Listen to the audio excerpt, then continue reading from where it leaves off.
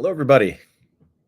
Broadcasting to you live from the Orion spiral arm of the Milky Way galaxy, the solar system, planet Earth, North America, the United States of America, somewhere in between two nations that certainly don't want to get tariffed.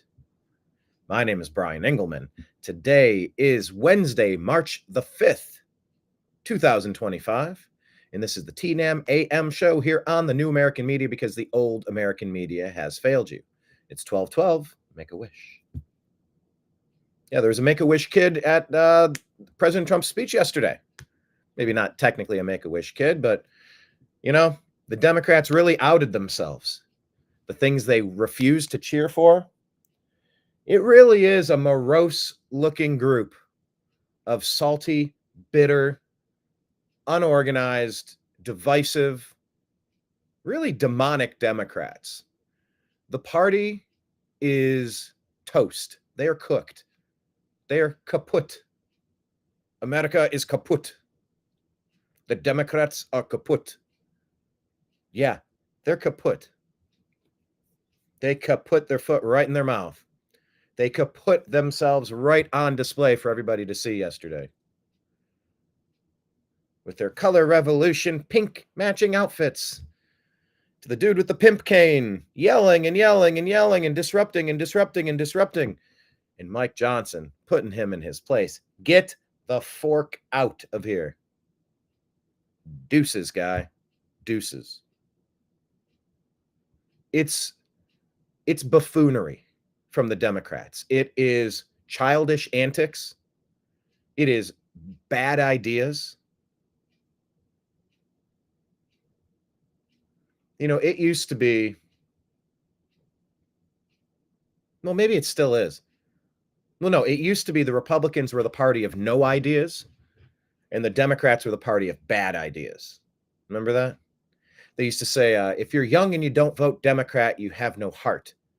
If you're old and you vote Democrat, you have no brain. There's been a lot of these axioms, a lot of these phrases used over the years. But the Republicans have become the party of common sense. Now, that's not to say Republican. Let me add a clarification to that. What I mean is to say MAGA has become the party of common sense. MAGA had to rise up through the ranks and battle the deep state, the Jeb Bushes, the Mitt Romneys. Why am I doing that? I don't know. The Jeb Bushes, the Mitt Romneys, the John McCains, the Kinzingers, the Liz Cheneys, the old Republican guard. They would say Republicans and Democrats are two wings of the same dirty bird. You've heard that before. Those were the old Republicans, the rhinos, Republican in name only. Because they would try to tell you, oh, we're for this, we're for that. And they would do the exact opposite. Kind of like John Roberts, by the way. Wow. John Roberts sided with the Democrats, and the U.S. aid funding has been reinstated, defying the president's order. We'll get to that. And there are questions about what. Remember, it was John Roberts that passed Obamacare. He was the final vote. He was super loud with not reviewing the 7 fraud states in 2020 that magically paused their counting and said, oh, we're going to need a little bit more time to make sure whatever comes in, Biden gets like 15,000 more, even though Trump's up by hundreds of thousands in all of these states. John Roberts appears to be a turncoat, appears to be a traitor, appears to be a wolf in sheep's clothing, appears to be an enemy to America. What do you do when that person's appointed for life? Amy Coney Barrett sided with the Democrats. We'll get to that story. But yesterday, it was on full display. The stuff that the Democrats were booing, putting fingers in the ears, morose. What is that phrase? You're a morose looking. What is that? Look at those morose mother effers right there. Jay and Silent Bob Strike Back. Actually, I think it's 3 seconds. I can play this. Here, let me pull this up. I can do a 3-second. This is how I felt looking at the deep state pundits on CNN and MSNBC. I think I tried to say that. And the people wearing pink and the people yelling and trying to disrupt the speech yesterday before Congress. People sitting looking angry and bitter. Look at these morose motherfuckers right here. There you go. That's Ben Affleck. Look at these morose MFers right here. I was going to say, I'm trying to cut back on the swearing. I don't know. It is what it is. I try not to be if you catch me in a mood and I'm going on like one of those epic Adam Carolla style super rants, and you'll catch me on those from time to time, you know, I will drop some verbiage as necessary. I did perform stand-up comedy yesterday, and in my opening 2 or 3 jokes, I dropped a couple of cuss words. I don't normally do that. I've not that I've made an effort not to, but I almost feel like adding it is a conscious decision. But this was sort of not conscious. I felt sort of in the moment. I was pontificating about how you make a phone call to a company and it's like, please listen closely as our menu options have changed. I'm like, who the F, I cussed. I said, who the F is that message for? Like I was ready to go 3, 4, 7, 5. Like I was going to smash the keypad because I had memorized what Spectrum prompts were when I called them 6 months ago or 4 years ago. Who is that message for? Please listen closely as our menu options may have changed. Just tell me the menu options. I'm already listening closely because I don't know it. I said, I've been performing stand-up comedy every Tuesday over here since the NFL playoffs were going on. And I'm still using GPS because I don't have the route memorized yet. But I'm supposed to memorize the Spectrum key codes? Give me a break. Please listen closely as our menu options may have changed. The menu options changed? No, I just memorized it all. Anyway, Mike Moran, yes, we watched The Death of the Old Guard last night. Yeah, the USAID ruling pertained only to pay contractors for work which is already completed, not future work. That is some great clarification, analysis. Appreciate that. I did a man on the street with a guy in Chicago outside of Wrigley Field during the Democrat convention. And the guy said, "Oh, I'm voting for Kamala." I'm like, "You are? Why?" And he's like, "Well, Trump doesn't pay his people. Everyone knows that. Everyone knows that. He's contractor to all of his buildings. He doesn't pay his workers." I'm like, I mean, I know there's been accusations, and there are times when a contractor doesn't do the work and they don't get the full pay. That's the reason why you don't pay a contractor in advance. You pay them upon a final inspection. I worked in property management. I've had contractors that have done good jobs. I've had contractors that have done shit jobs. But yeah, so that was a knock on Trump. So, okay, that is great to know there. Only to paid contractors for work which was already completed, not future work. Yeah, I mean, if something is done, it's done. Settle your bills, pay your tab. But yeah, future stuff, that's a good point. That's a very good point. Thank you for that. All right, let's jump into Instagram. Make sure you're following the new, by the way, however you're watching, hit like, hit subscribe. If you're on one of the apps, I think it's YouTube or Facebook. Oh, I got to share this on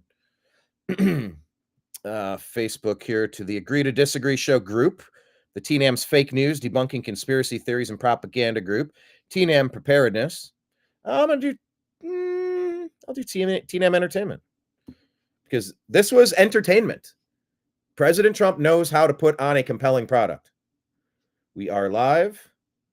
Join us. Join us. Yeah, President Trump puts on compelling entertainment. He offers hope, optimism, justice, rule of law, common sense. It's just about common sense. And it's about fixing so many of the things. What was the Scott Bakula quantum leap? Actually, let me see if I can find that. Quantum leap intro text. Oh, good text.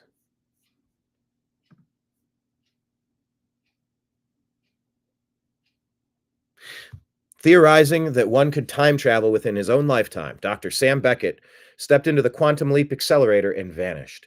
He woke to find himself trapped in the past, facing mirror images that were not his own, and driven by an unknown force to change history for the better. His only guide on this journey is Al, an observer from his own time, who appears in the form of a hologram that only Sam can see and hear. And so Dr. Beckett finds himself leaping from life to life. This is the part I was trying to get right. Striving to put right what once went wrong. That's very hard to say.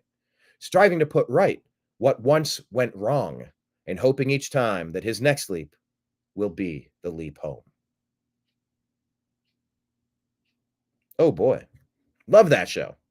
But President Trump is striving to put right what Biden made wrong. Trump is striving to put right what rhinos made wrong. Trump is striving to put right what the deep state made wrong. And that's compelling. It's compelling to see somebody, they tried to take him out every way. They got 6 ways from Sunday, the intelligence agencies, of getting after you if you don't act like their puppet, if you don't succumb to their bribery, blackmail, and treachery, their demonic influence, if you don't accept it like a gargoyle like I am, Chucky Schumer. Ugh, Chuck Schumer, just like gargoyle. He has gargoyle vibes, gargoyle words, gargoyle appearance. Victoria Nuland, she went in as, what was it, the Assistant Secretary of State? Pushed all of her demonic activity that's led to millions of deaths. The Ukraine war, I mean, that's directly because of her influence. Overthrowing Ukraine's regime in 2014 to install their media puppet, plays the piano with his penis. The piano playing, the penis piano playing, hold on. The puppet who plays the piano with his penis, Zelensky. You've seen that video. I'm not going to play it for you. Victoria Nuland, she went into her position, might I say, a rather attractive young lady. And then she came out looking like she swallowed that attractive young lady. Grotesque. Like, just, you can see the demonic forces at play pulling on her face. It's not just age. It's, I think when you lay down in bed with demons, they will change you. And you got to be very careful who you align with. And so you have to be careful who you align with politically. You can have a couple of opinions without being disagreeable, miserable, venomous. Told the story yesterday. I had a conversation talking for a while. And the person says, you brought up RFK Jr. Did you vote for Trump? Person looks over at some of their friends, and I'm like, yeah, twice. And I meant to say 3 times because, yeah. I wonder if I'd vote for him a 4th time. Well, if they'd have to change the law. And I would like to see term limits on Congress, by the way. But point being, this person called their friends over to like, do you know this guy? Do you, yeah, you can go now. And stuff like that. I'm like, yeah, you guys walked over. All 4 of you walked over here. You guys can go. You weird. The people who are suffering from Trump derangement syndrome, I'm not saying this to be coy. I'm not trying to say this to be snarky. I think there's a mental health crisis in America. I think the teachers' unions have enabled this. The Democrat Party has pushed this, and the deep state propaganda machine has pushed this. And social media censorship. I would call for Bobby Kennedy for one of the very first things he does. You'd have to phrase it differently. It wouldn't. You don't want to say you want to brainwash or reprogram the people who have been abused. I think it's mental abuse. The people who have been soaking up this deep state propaganda for so long. It is a mental health crisis. I have people on Facebook just now. I responded to him. I said almost verbatim the message that I was just telling you. This person says, I really hope you can get some help, dude. Like where are you even coming from? Like, Scott Adams says, it's like we're all sitting in the movie theater watching the screen, but 2 different movies are playing. They're seeing a completely different movie than we're seeing. How do you break people out of that conditioning, brainwashing, mental abuse that's caused these people to be so bitter, angry, divisive, un-American, lacking positivity. These are the most negative people. And you can contrast that to Trump. He's like, we're going after the bad guys. We're sealing the border. They said it couldn't be done. They said, sir, how are we going to do it? I said, where there's a will, there's a way, and we will. No way. And he did. I mean, what, border crossings are down 96%, 98%, something like that. Oh, there's a migrant crisis. I think we need to repopulate all of the blue cities. It is part of my Obama doctrine to use Joe Biden as a puppet and repopulate the big blue cities that hemorrhaged people during COVID because of our totalitarianism. And we are hoping they'll get counted in the census. And maybe their loyalty not being with America could be used as sleeper cells to permanently change our demographics and keep us in power forever. We're 5 days away from fundamentally transforming the United States of America, he said, prior to taking office in 2009.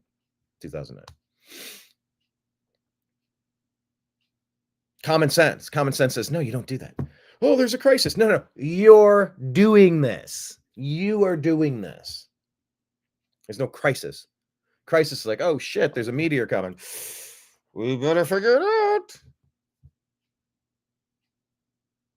An organized invasion, the invasion of your country to flood Sweden, Ireland, Germany, England, Canada, the United States, with everybody from everywhere else to permanently change the voting demographics, permanently change, erase the cohesion of civil society, try to blur it together into one new world order with one supreme being that shall rule over all.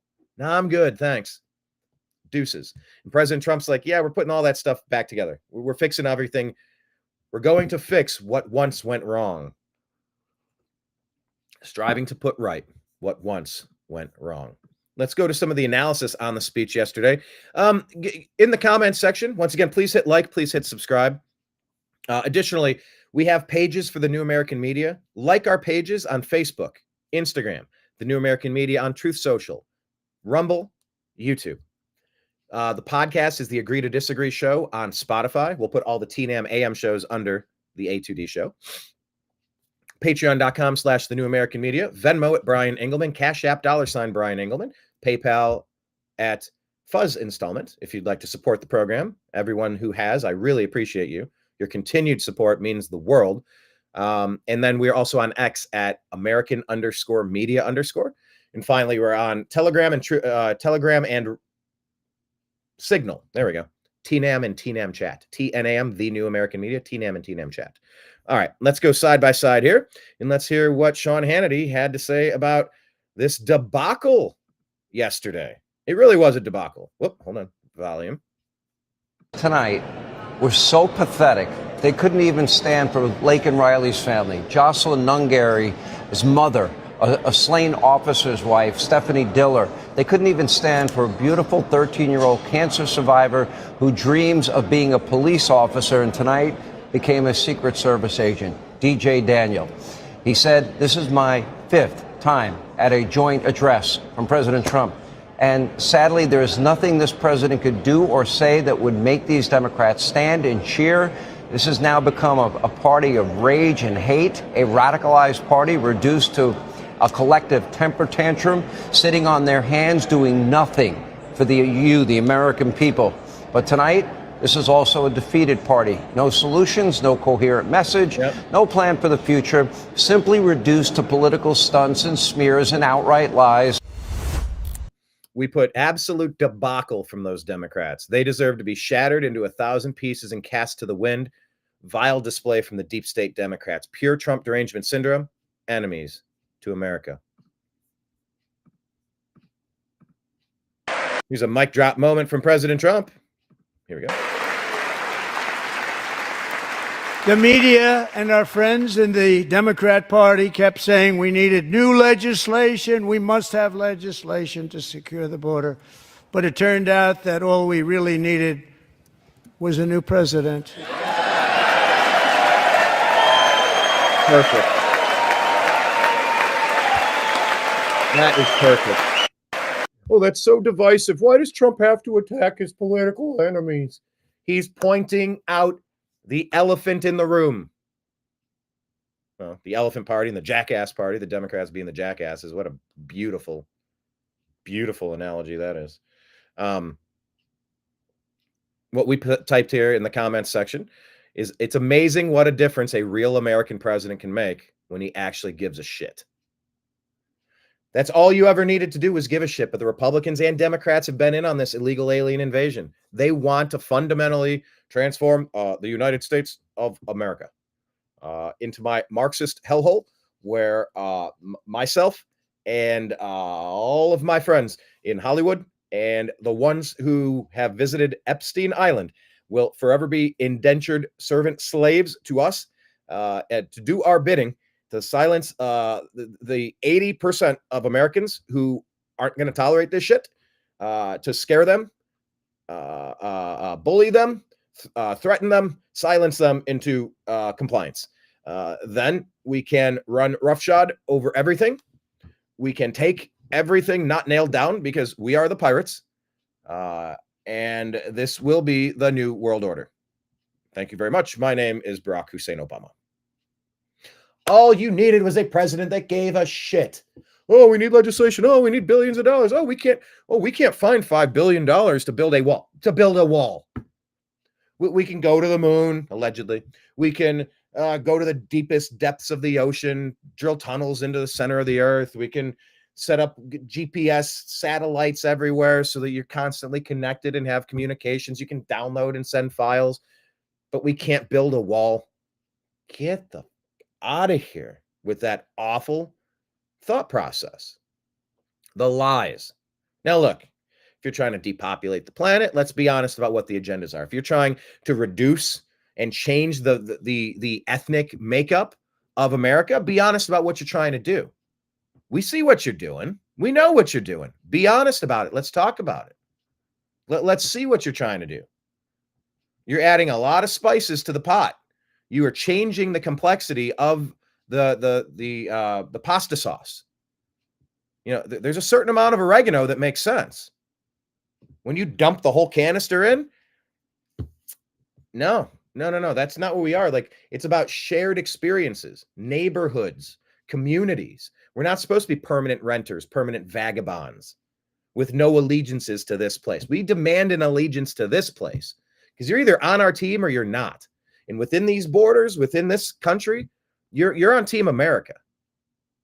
And so what Obama, Biden, Harris, what they were up to, I mean, they blocked Trump's efforts as much as they could from 2017 to 2021.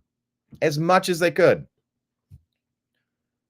Oh, we need new legislation. We need a comprehensive immigration bill. No, you don't. And by the way, comprehensive immigration bill means we need to pass amnesty laws for the 30 million people that we dumped into this country so they can be permanent voting Democrats with no allegiance to America. And then we could easily sway them, get them hooked on free money, and then they'll vote with us forever and they'll never be a Republican or MAGA party ever again. No, I'm good. Pass. I'll pass. President Trump, why is he's being so mean? Why is he talking about the old president? Just no. He has to draw the comparison and show you they lied to you forever. All you needed to do to fix the problem was to give a shit and then fix the problem. It was always this easy, and it wasn't even a problem. It was their plan. It was their deep state, divisive, dirty Democrat, demonic plan. The media and our friends in the Democrat Party kept saying we needed new legislation. We must have legislation to secure the border. But it turned out that all we really needed was a new president. Well,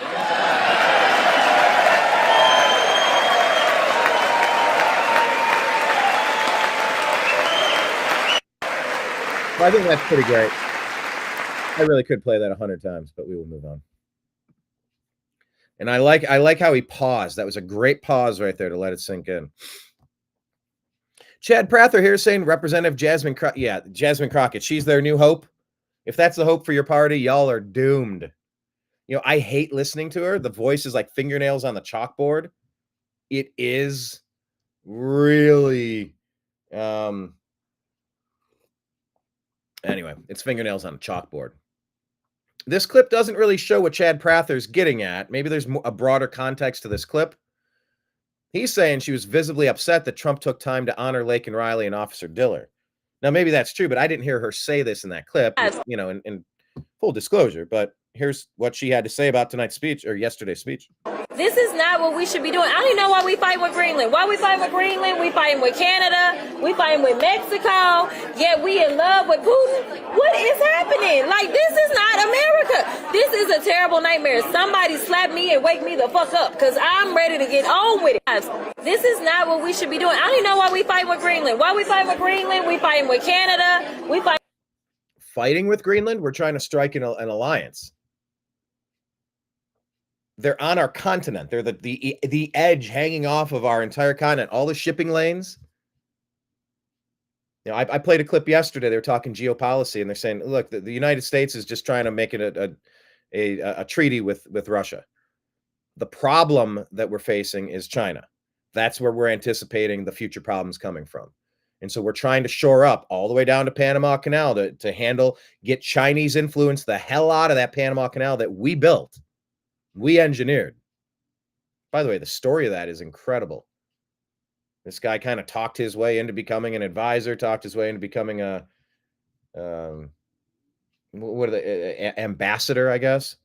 And then they kept trying to build it one way and it kept failing. And then he invented a new way to build it that worked. And it's wild. It's pretty wild. But yeah, it's about the shipping lanes and it's about resources. Yeah, if we could work with Greenland and team up with them, and I mean, I don't know, why not? If you're gonna go around fighting people to steal their stuff, I don't like that. I just don't like it. And sadly, the deep state is like addicted to this. They have to kill millions of people, foreign wars, regime change here, regime change there, banana republics, puppet.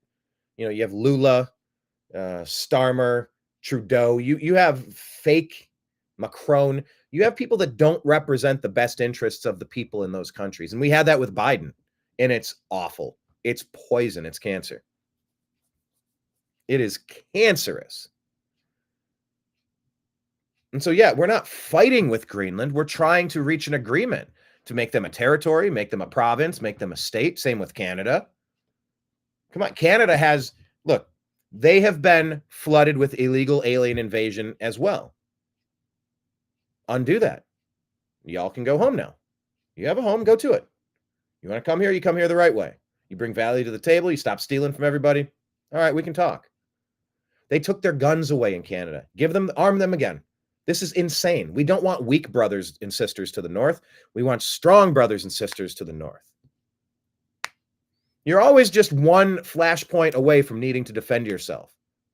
Whether you're out and about walking your dog, you're driving in your car, you're out in an event, you're at a shopping mall. I mean, like, evil can come at you from any place, and you need as many good people around with resources to stop demons, because it's a roll of the dice. You never know when something horrible could go wrong. So I want a strong Canada for sure. And come on, you can't have a nation ruled by somebody like Trudeau, one of these deep state hacks. It's threatening the United States to do that. Bella's Chance, what's up? Saying, wicked Democrats. I heard this yesterday and laughed. It's all good fun till the rabbits got the gun. It's all good fun till the rabbits got the gun. Was that like a Bugs Bunny quote? What is the origin of that quote? And what does the quote mean to you? Elaborate on that. I like that one. It's all good fun till the rabbits got the gun. Oh, and the Democrats are running wild. They're hopping around. They look ridiculous. Speaking of ridiculous, Grant Godwin here is sharing this video.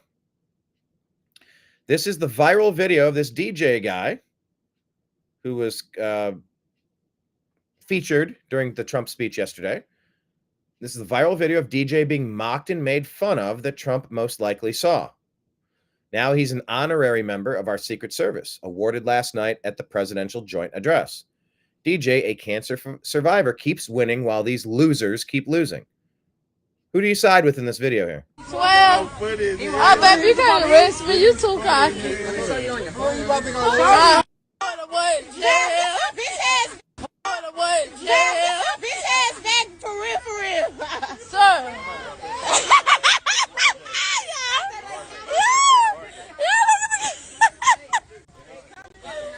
What?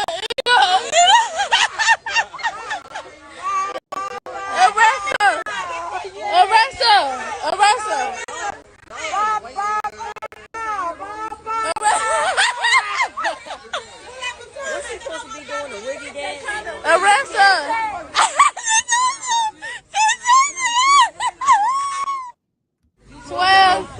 Oh, baby, you can't arrest me. You too cocky. So you on your phone? You about to go jail? Jail. Bitch ass. Jail. Bitch ass back for real. Yeah, for real. We said, how embarrassing are these girls? What is even happening here? Unintelligible mumbling. Sheesh.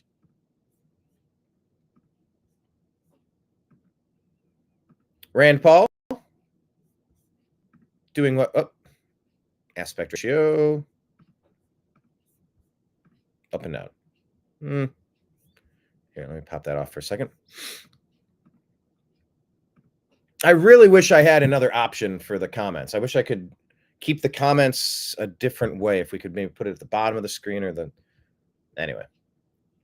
Rand Paul says Democrats just booed the president of the United States as he announced that Robert Kennedy Jr. would seek the facts about what is causing so many to be diagnosed with autism. Have you looked at the numbers of what's happening? The damage to humanity that this autism has caused?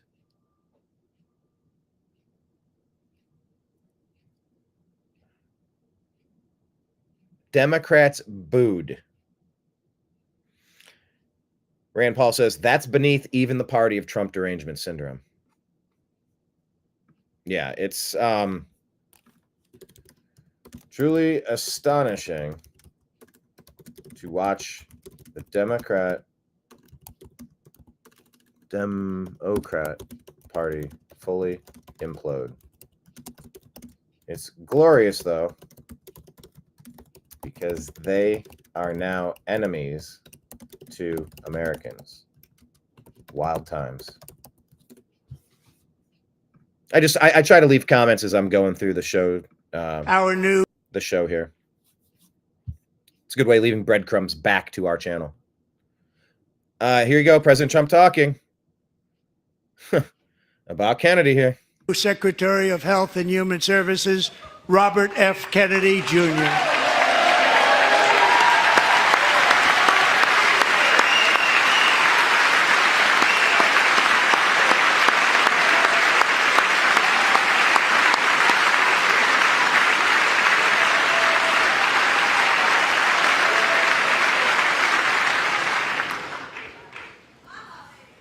With the name Kennedy, you would have thought everybody over here would have been cheering. How quickly they forget. Our new Secretary of Health and Human Services, Robert F. Kennedy Jr. Yeah, we said, thank you, Bobby. Let's stop the intentional poisoning of Americans already. The Democrats booing a healthy America illustrate our true divide. Here you go. Tyrus. Go back a couple weeks. Tyrus on Gutfeld, I believe. Marco Rubio and J.D. Vance. Oh, yeah, we're going to switch over. We'll get back to some more stuff about the speech yesterday. But if you were grading, question of the day, if you were grading the speech yesterday, 0 to 100, or give it a letter grade. Give it a letter grade. Where do you grade it? I loved when Mike Johnson called for decorum and then quickly handled business. We will make an example out of you. And that's what has to happen. That's why I'm so against Pam Bondi saying that guy in Southern District, New York, who hid the Epstein files. We asked for his resignation. How about you indict him for a litany of things you could have chosen? hindering an investigation, obstruction, dereliction of duty, treason. Start filing treason charges for the people that are inside the machine trying to actively subvert the will of the American people and to actively harm Americans. Anyway, this is a clip now, shifting gears for a second, about the Zelensky situation, how it all played out. VP had meetings with him where they I think what he said is that Secretary of State Rubio and Vice President J.D. Vance had meetings with Vladimir Zelensky. And then here he goes. were laying this deal out, and he pulled that in the room with them. Right. Where he was like, well, here's the deal, because they want the mineral rights. And he can't have them with having rights to mineral rights because he's part of the laundering scheme. We got $64 billion missing. What do people do who steal money from other people? They have to replace it with new money. And this new money happens to be controlled by one of the most transparent presidents of all time, President Trump. So when he did that to Marco Rubio and J.D. Vance, he hurt the little feelings. And they went to President Trump and they said, he wouldn't do the deal. And he yelled at us and he called us names. President Trump said, cool, bring his ass to the House. And then, it's what always happens. Yeah. He walked up in there with his chest out, and then he started to do the same thing to J.D. Vance. Yes. And he even made that little threat. And a lot of people keep missing the fact that he said, "Oh, You have big ocean, but soon you will feel what you don't tell me what I'm gonna feel. We're gonna feel strong. We're gonna feel great. Don't threaten me. Don't tell me what I'm gonna feel." you're going to feel it. You're not feeling it now. Yeah. You know, you'll feel it later." That was a threat. So that's when President Trump said, "All right, enough of this. We ain't feeling nothing. You have no cards to play." And then Zelensky really got nervous, and he was like, "We're not playing cards." And like President Trump's like, You're playing cards. You're playing cards with World War III. You're risking World War III. You're playing cards. "No, you have no cards to play." And he called him out because he wanted the American people to see it all. Because when this all plays out, you're going to see Zelensky is not in it for the Ukrainian people. He's in it for himself. He has made a lot of money, has missed a lot of elections, and the Democrats have been a willing partner because that $64 billion went somewhere, and now they got to account for it. And you can't get our money now without accounting for it. When you're laundering and taking money, you can't have books. Yeah. So that's what this is really about. He cannot sign that deal. That's why he pulled that. The president called him out on it. All right. Well, there you go. You got to go. Pretty well said. We commented, Zelensky can't be trusted, period. He should be forced to resign immediately as part of any deal. Thank you, MAGA. Let's fix what the deep state Democrats broke. All right. Here is where I am going to call out to a person named T. Hello, T. You want some attention? You follow us. Can I see? Let's find T for a second. T, I will invite you onto the program again.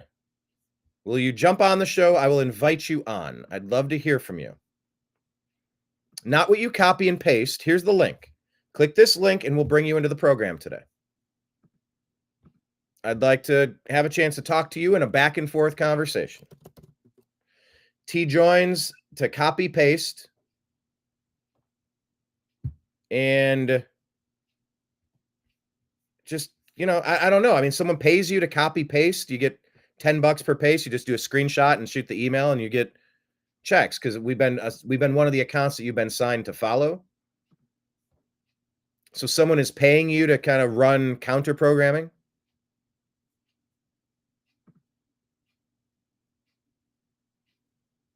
I think that's what's going on. Here, let's go to content. Let's go to live. Let's go to today's show. Here, let's watch it live. Let's see. Can I see your comment? Can I click on you? Go to channel. Okay, your name is Brittany. Hello, Brittany. Oh, it looks like you just joined YouTube. Oh, okay. Brittany just joined YouTube in December of 2024. Brittany, the New American Media has been working for 14 years to cover the news and try to give an honest, accurate representation of what's going on. Tiffany comes here. She was given her talking points today. If your name's Brittany, why are you going by T? But okay. The stock markets are crashing. Inflation is inflation. You mean when Biden shut the world down, digitized all those trillions of dollars, cut off our energy supplies, spent trillions and trillions and trillions and trillions of dollars that we don't have thrown on our credit card? That's what causes inflation. Tariffs are increasing. Did you miss the news where more cars are going to be built in the United States now? What was it? Not a Hyundai plant, not Toyota. I think, was it a Honda plant? Hey, let me find that story. If you're going to car maker to build in United States announcement. There you go. Here, let's show you this one. To address T's lies. It was Honda. Exclusive. This is shared by Reuters. You can't trust them, but whatever. Honda will now produce their next Civic in Indiana instead of Mexico. Wow. And now that you can't be an illegal alien working these jobs, guess what? It looks like a lot of jobs have moved into Indiana. That's the breadbasket of the United States of America. Isn't that something you would like, T, Brittany? Wouldn't you like to see this happen? Because these sound like actually kind of decent jobs. And there's a lot of ancillary business. You have more vehicles rolling off of that plant. You got to hire more people. Those people are eating out at the restaurants. They're spending money in those communities. They're buying homes in those communities. It's almost like if you want a strong America, you actually have to produce shit here instead of third world nations where you can loot and plunder. And oh, what is that? It's due to U.S. tariffs, sources say. Wow. So the next generation Civic Hybrid will be made in the U.S. state of Indiana instead of Mexico to avoid potential tariffs as on one of its top-selling car models, according to 3 people familiar with the matter. Okay, that's good. This change underscores how manufacturers are scrambling to adapt to U.S. President Donald Trump's proposed 25% tariffs on goods from Mexico and Canada. While several automakers have expressed concerns about the levies, Honda's move is the first concrete measure by a major Japanese car company. Japan's second largest automaker had initially planned to manufacture next-generation Civic in, what word is this? Guanajuato, Mexico. Guanajuato, Mexico, according to three people. Production was slated to start November 2027, according to one of these people. Mexico was chosen because rising costs were making it tough to produce the car in Indiana and Canada, one of them said, and it now plans to build the Civic model in Indiana from May of 28 with an expected annual production of around 210,000 cars. Honda would look to import from nations not hit. Okay, so you get the point, right? You kind of get the point here. It looks like tariffs, yes, Honda. It looks like tariffs are the thing that we're bringing jobs back to the country. Wow. Remember, there's a time before 1913 when a bunch of private bankers staged a coup on Jekyll Island to do with Woodrow Wilson. What did they bring us? The Internal Revenue Service. We used to handle all of our funding through tariffs, and we can again. They started the IRS, the Internal Revenue Service, to steal from us.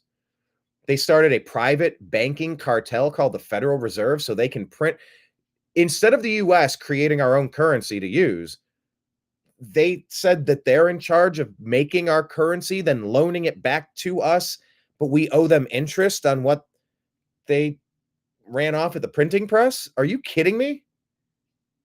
Who in the hell said that was a good idea? We got to undo all that. Trump's talked about getting rid of the IRS, getting rid of the Federal Reserve. It's called common sense. If you want a country to be strong, you produce the stuff that you use in your own country. You give decent jobs to people in your country.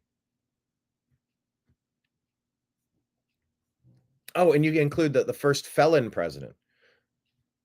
That's completely disingenuous. I'm waiting. I don't see that you've jumped into the studio, Brittany. There's the invitation. I put the link there. Just click it and join, because I'd love to hear you explain about how President Trump is a felon, you're calling him? Was that the one on the statute of limitations that ran up and the corrupt district attorneys ran a lawfare campaign to keep the guy who was going to win the election in a landslide from competing? Is that the one where you took a bunch of misdemeanors and tried to trump them up, pun intended, into a felony so that you could call him a felon? So you thought the people were going to like turn on him when we saw the weaponization of the justice program, aim, direct, fire, literally in Butler, Pennsylvania, and in Florida, when you had that Ukrainian sympathizer take a shot at our president. What's the Ukrainian connection trying to kill our president? Yeah, the tentacles of the demonic deep state. Oh, it's gross. This is a super. President Trump is a superhero.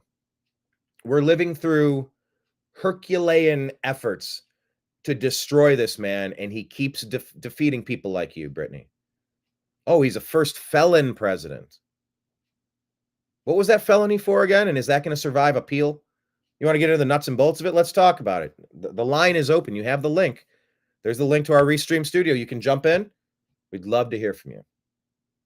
Would love to hear from you.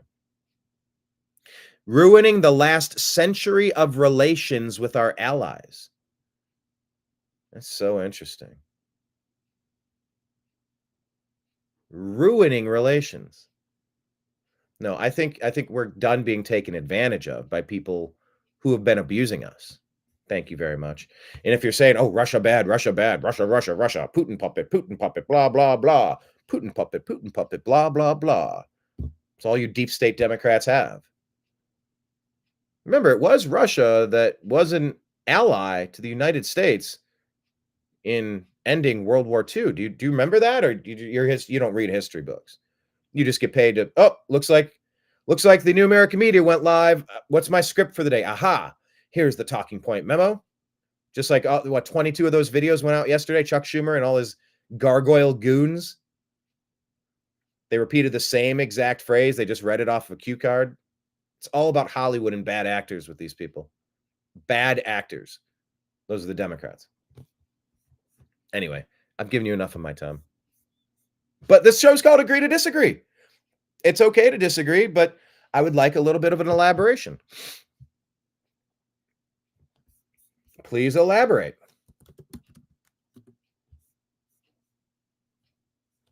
I'd love to chop some of this stuff up with you.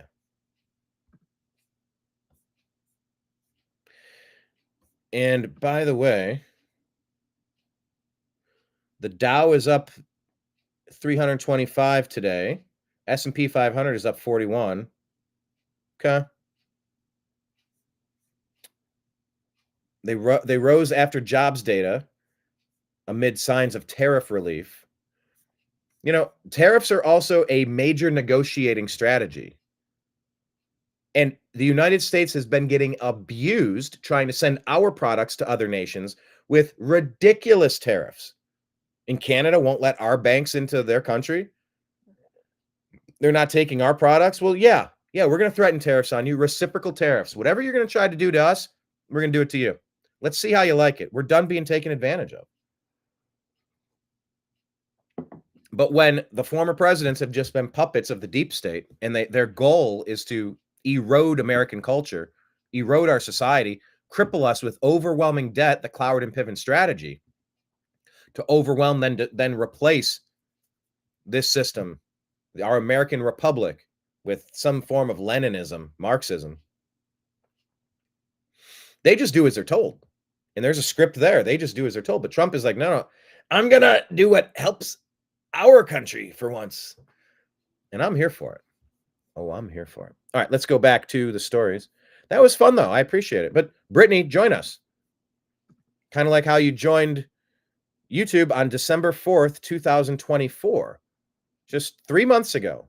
You just had your 3-month birthday yesterday. Congratulations. Happy birthday, Brittany. Happy birthday, Brittany. What do you have on your channel, by the way? Let me see. What's your... this channel doesn't have any content. Huh. Imagine being on YouTube and having no content. That's super interesting, Brittany. Here, let's go ahead. Apple Shift 3. We will get a screenshot of you. Okay, cool. Let's go back to some analysis, shall we? That was fun, though. I really enjoyed that. Did you guys in the chat, did you enjoy that? I mean, when people come in and post this type of bullshit, they copy paste, someone pays them $10 per post. They just got to do a Apple Shift 3, shoot an email like here's proof that I posted the negative talking point about MAGA for the day. This channel has reach. They're important. You know, they say you start taking flack when you're over the target. Yeah, we've been over the target for 14 years. We cover stories that are underreported and misreported. Oh, misinformation, disinformation. Yeah, that's what the deep state gives us. That's why I try to do something different. So in the comments, what did you think? Did you appreciate me talking about Brittany in her 3 months of YouTube tenure, asking her to join the show, commenting about how ridiculous some of the things they said were? Should I feed the trolls or should I not feed the trolls? To feed or not to feed? That is the question. Anyway, all right, this is from Madman here. Donald Trump Jr. shared that. He goes, all right, what if we bring silly little signs and don't clap for a child with brain cancer? Imagine that sales pitch, trying to get people to, to go along with that. So here's Scott Jennings breaking down one of the greatest and this wasn't really a State of the Union speech, I guess, right? It was just a speech to the joint session of Congress. Not technically it's a State of the Union. I don't know. Regardless, it was good. And it was necessary to show a positive vision of where we're headed. And it, once again, this is an 80-20 issue. 80% of the people watching this were like, all right, yeah, let's go.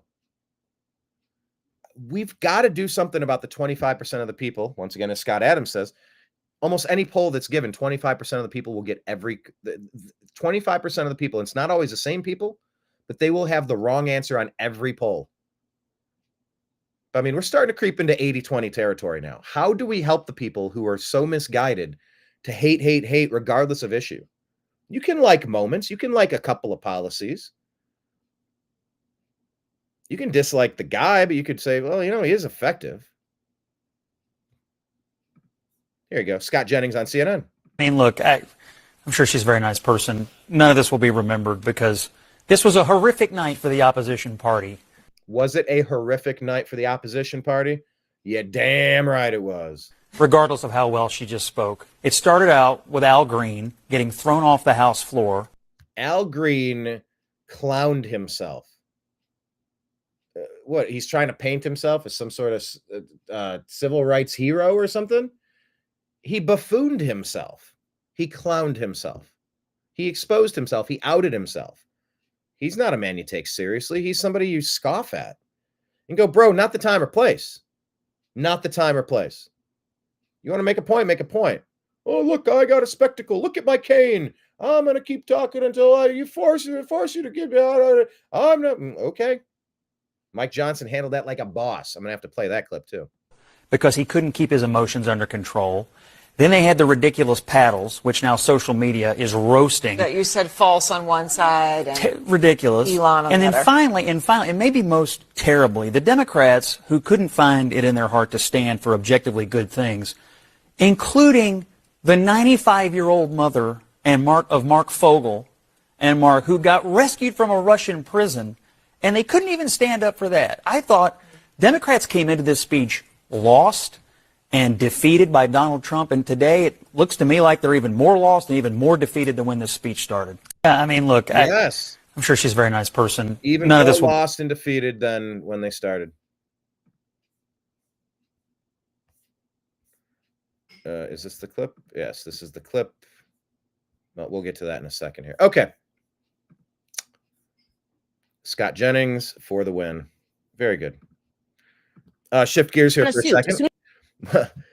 Misty J. Baker says, watching Candace wake up Stephen A. Smith in real time wasn't on my bingo card. As he gets out of the car, Trump's like, well, he's dressed up. This should let you know, this should signal to the public that what he's doing is an act. Why? Give me a scenario, a reason why he can't put on a suit. Even if you're in the midst of a war, why can't you put on a suit when you're coming to ask for money? Well, because he wants people to see him as a guy that's downtrodden in the trenches. And he's not that. This guy's been on the cover of Vanity Fair. He's been on the cover of Vogue. He's been on the cover of Forbes. He's doing photo shoots. He did a 3-hour podcast with Lex Friedman. He asked and was declined a spot to go to the Oscars a couple of years ago. And so this is making a mockery. It's just making him put on a suit. See, you know, this is why people got to be careful about messing with you, because I was getting ready to disagree with you until you threw out those last. I didn't know he tried to go to the Oscars. I didn't know he tried to be on the cover of Vogue. I didn't know that stuff, Candace. I honestly didn't know.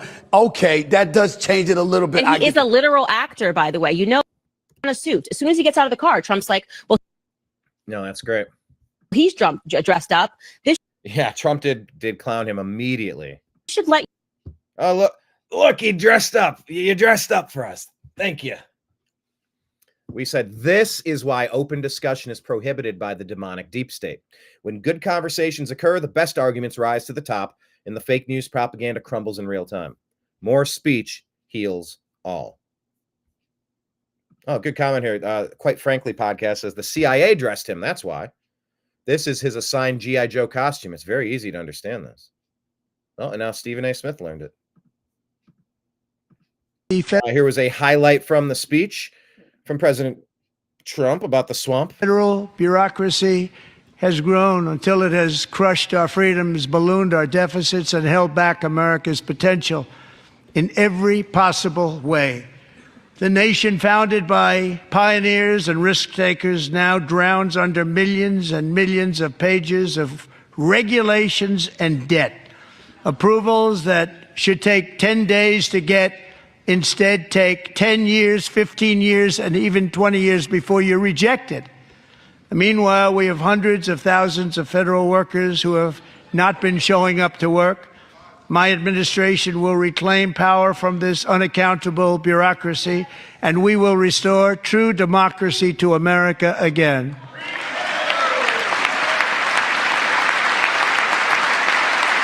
Yeah.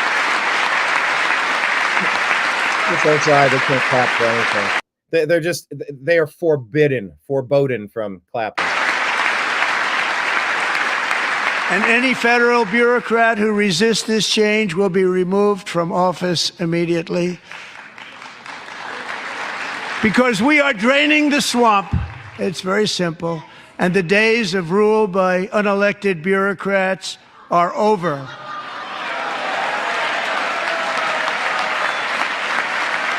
They're them mocking and laughing. Oh, did you just say unelected bureaucrats? Elon Musk wasn't elected. Yeah, Elon's working for President Trump. He's helping uncover all of this waste, fraud, and abuse. Okay?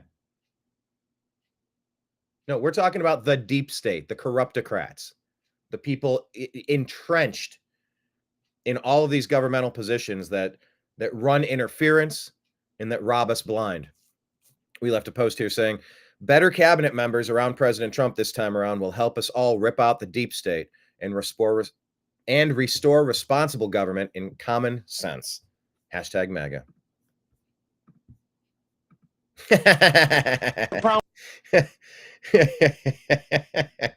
Here's President Trump responding to every country in the world. With that, you know what you should do? You should sanction me. Sanction me with your army. Oh, wait a minute. You don't have an army. I guess that means you need to shut the fuck up. That's what I do if I don't have no army. I would fuck up. Shut the fuck up. That's right. The problem with that? You know what you should do? You should sanction me. Sanction me with your army. Oh, wait a minute. You don't have an army. I guess that means you need to shut the fuck up. That's what I do if I don't have no army. I would fuck up. Shut the fuck up. That's right. I love how he goes. He's got all the microphones. He goes, shut the fuck up. He's hitting every microphone. Shut the fuck up. God, that's funny. Yeah, I mean, that's essentially the same energy. You have no cards, Mr. President. I'm not playing cards. You're playing cards with World War III. Playing cards with World War III. All right, that one was just funny. I enjoyed that. Ahmed Amjed Y. Been seeing this more often. I don't know who this person is. The story of tonight. Laken Riley, Officer Diller, 13 troops killed in Kabul, Corey Comparatore, black child who survived cancer. Democrats refuse to stand and honor any one of them. Democrats have no honor. That's why.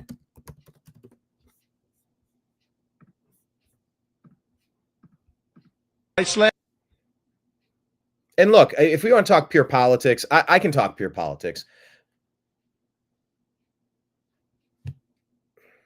I understand that these moments, it's like when President Trump came out to address the Libertarian Convention in D.C. last year, he was getting booed pretty mercilessly by the crowd, but to disarm them in the beginning, and I want to thank, and he told a story about something bad happened to them. Our thoughts and prayers go out to this person, and this bad thing happened. I forget exactly who it was or what it was, but it was one of these things where, like, you can't start booing over top of that because then you're the cretin. And it's a way to disarm and let some air out of the room, let some pressure out of the tire.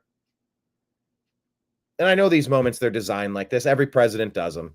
Things that you're supposed to get both sides of the aisle to kind of, all right, well, all right. Yeah, I mean, all right, fine. Yes, the widow. Yes, all right. Okay, yes. Oh, there's a kid. How brave. Like, it's meant to just kind of break the ice and get that energy flowing. The Democrats are just bitter, blinded bullies. So I get it. But anyway, Kimberly Guilfoyle shared this from Rapid Response 47. This is President Trump talking about the positive things that his government is doing. Imagine being against this stuff. Slashing all of the fraud, waste, and theft we can find. We will defeat inflation, bring down mortgage rates, lower car payments and grocery prices, protect our seniors, and put more money in the pockets of American families.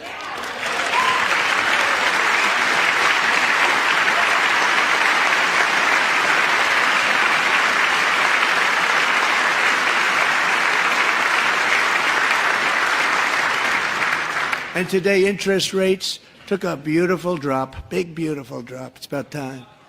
And in the near future, I want to do what has not been done in 24 years, balance the federal budget. We're going to balance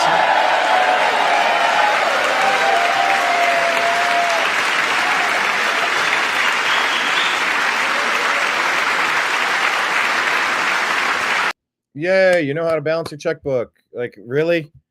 Did you brush your teeth today too? Oh, here's a round of applause. You did the bare minimum.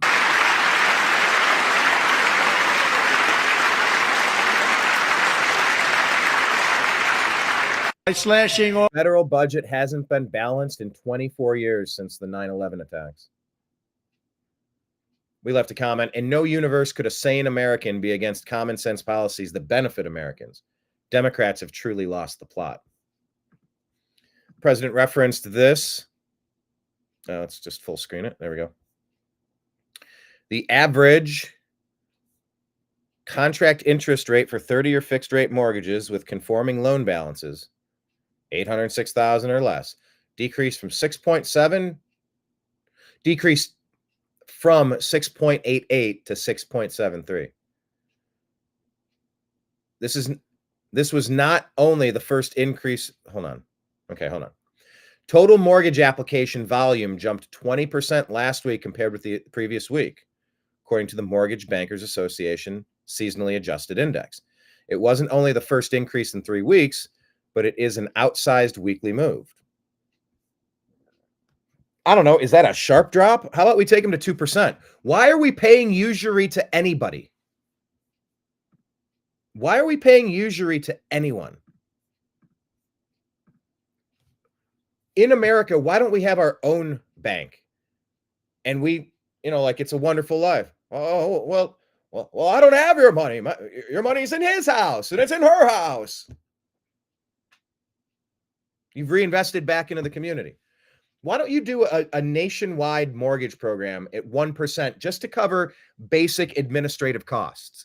And something that doesn't pay a graduated scale when you start making mortgage payments where 99%, 95% of what you're paying is all going to interest. Why isn't it 50-50? Why aren't you paying the principal off with just a little 1% sliver?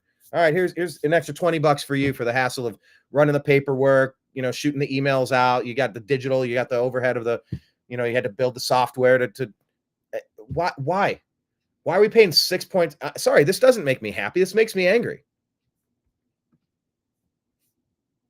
6.88% interest rate to 6.73. How about 1%?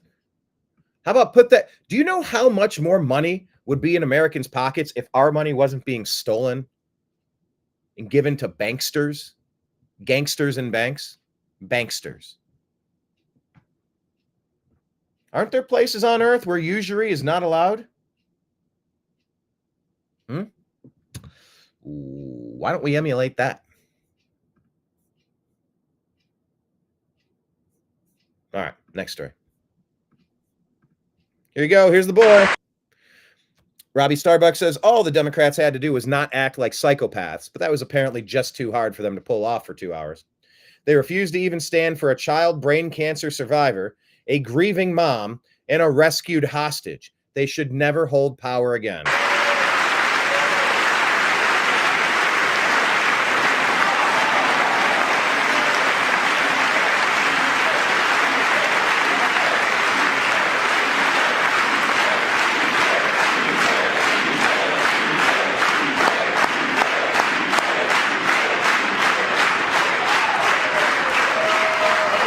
Thank you, DJ. Democrats all sitting on their hands.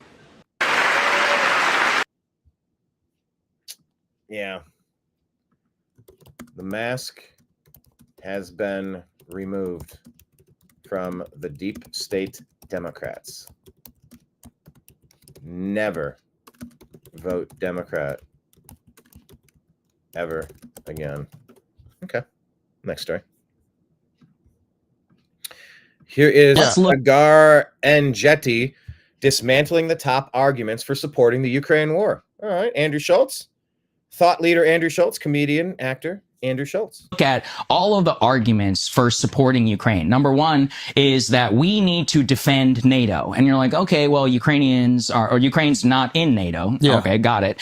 Two, we need to defend democracy. It's like, yeah, I mean, it's a democracy in the way that any corrupt Eastern European country is. Zelensky's canceled elections. Their parliament or their constitution says they can't even hold an election during wartime. He has banned opposition parties, censored the media. I mean, it doesn't look that democratic to me. And actually, one of the core demands of the United States is like, hey, you need to hold an election, and he's like, no, we can't do that. We can't have that. Yeah. Until even in his interview on Fox News afterwards, they're like, would you resign? He's like, that is up to Ukrainians. I'm like, how? They can't vote, dude. Yeah, it's like, how does that work? Yeah. And if they voice that opinion, you'll shut them down, or you'll kidnap them and throw them into the meat grinder to come home in a body bag. Yeah. Three was, okay, and this is the most sinister and the disgusting one, is, well, we need to support Ukraine because we're weakening Russia, which means what? Which is that we are forcing the Russians to pour millions of men into Ukraine and kill as many Russians as possible. And somehow that's in the national interest of the United States, is that we're weakening Russia and we're making their economy poorer. Here's the thing. Russia's not like here. It's also not a democracy in a sense. They don't give a shit about a million guys who get killed. Go look at their history. Let's look at all of the arguments for supporting Ukraine. Number one is... So, yeah, we said, can we pump this conversation into the water supply of those suffering from Trump derangement syndrome? I really mean it. Let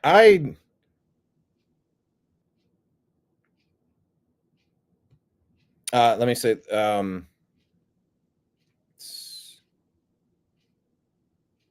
we go.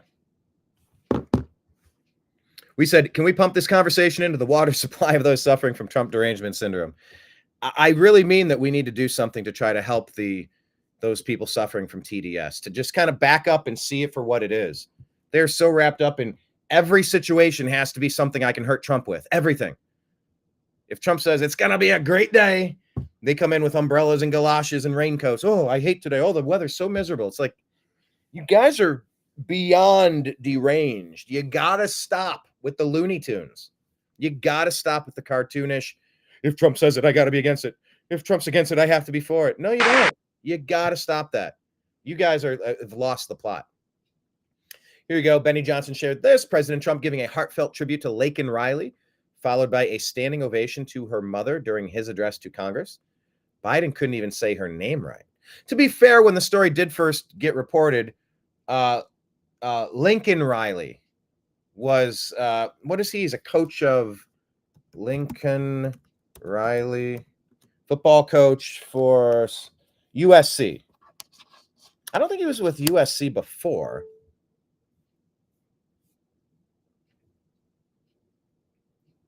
Anyway, yeah, Lincoln Riley, he's the coach. And so, like,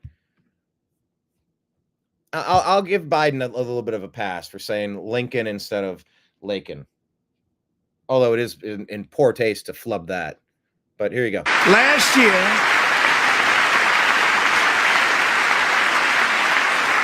a brilliant 22-year-old nursing student named Laken Riley, the best in her class, admired by everybody, went out for a jog on the campus of the University of Georgia.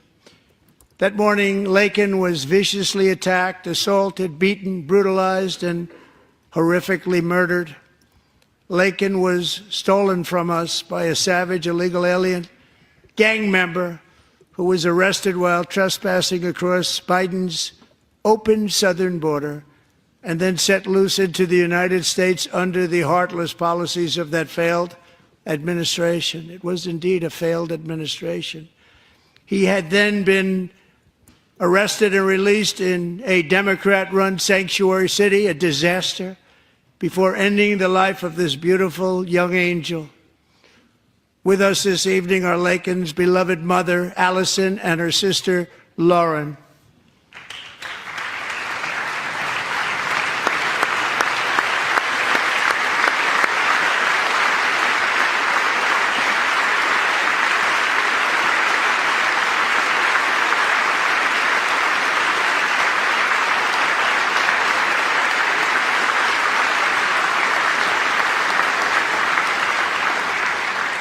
Last year, I told Laken's grieving parents that we would ensure their daughter would not have died in vain.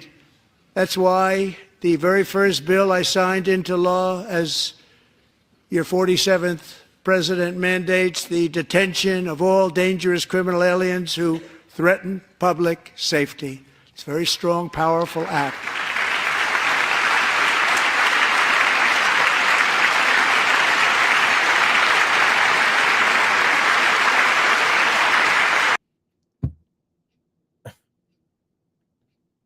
You have to clap for that. Democrats not clapping for that. They want to flood your communities with demons. Guys, I'm not using the word demon to be hyperbolic. I'm using it because this is good and evil. And the Democrats have fully embraced the dark side. Not clapping for that is demonic. It's called the Laken Riley Act. So Allison and Lauren, America will never, ever forget our beautiful Laken Hope Riley.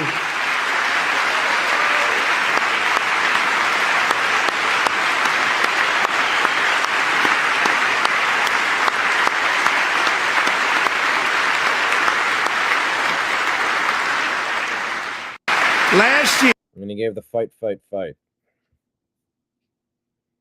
Yeah. This comment here says that was hard to watch. Could you imagine being a Democrat who refused to stand for that? They're so gross.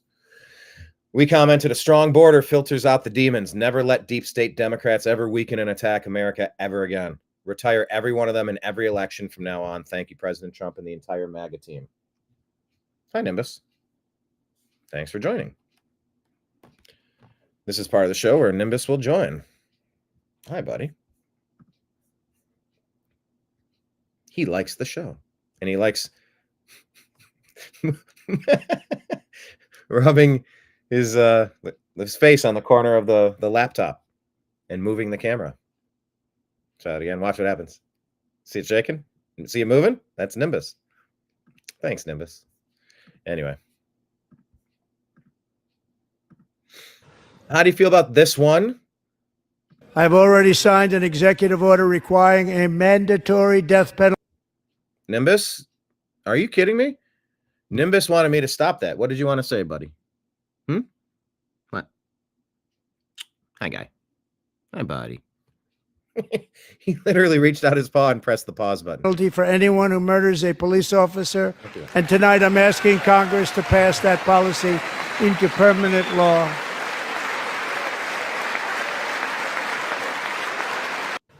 I've already signed an executive order requiring a mandatory death penalty for anyone who murders a police officer. And tonight I'm asking Congress to pass that policy into permanent law. You know, there's been a lot of police abuse cases as well. Will that be reciprocal if a police officer, not in the act of duty, not in, like, if they act maliciously and kill someone, like, okay, hold on. I'm actually going to leave that comment here. Is this a reciprocal?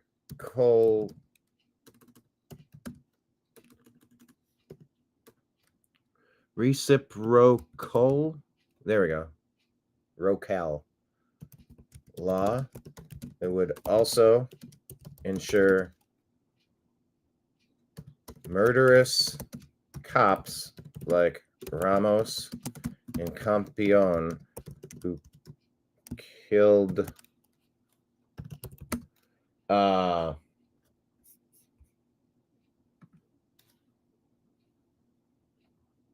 geez, what's his name?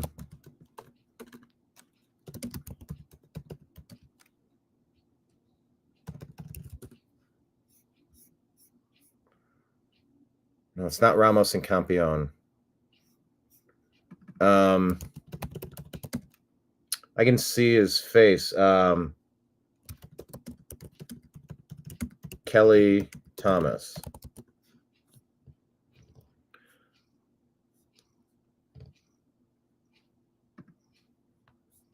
Okay, it's Officer Manuel Ramos, charged with second-degree murder.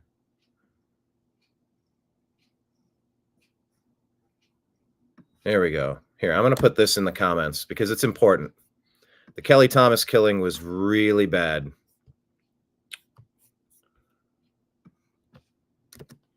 Okay.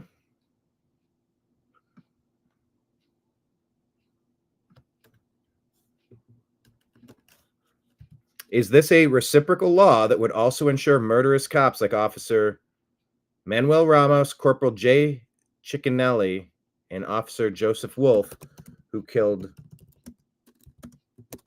Kelly Thomas in cold blood, would also face the death penalty?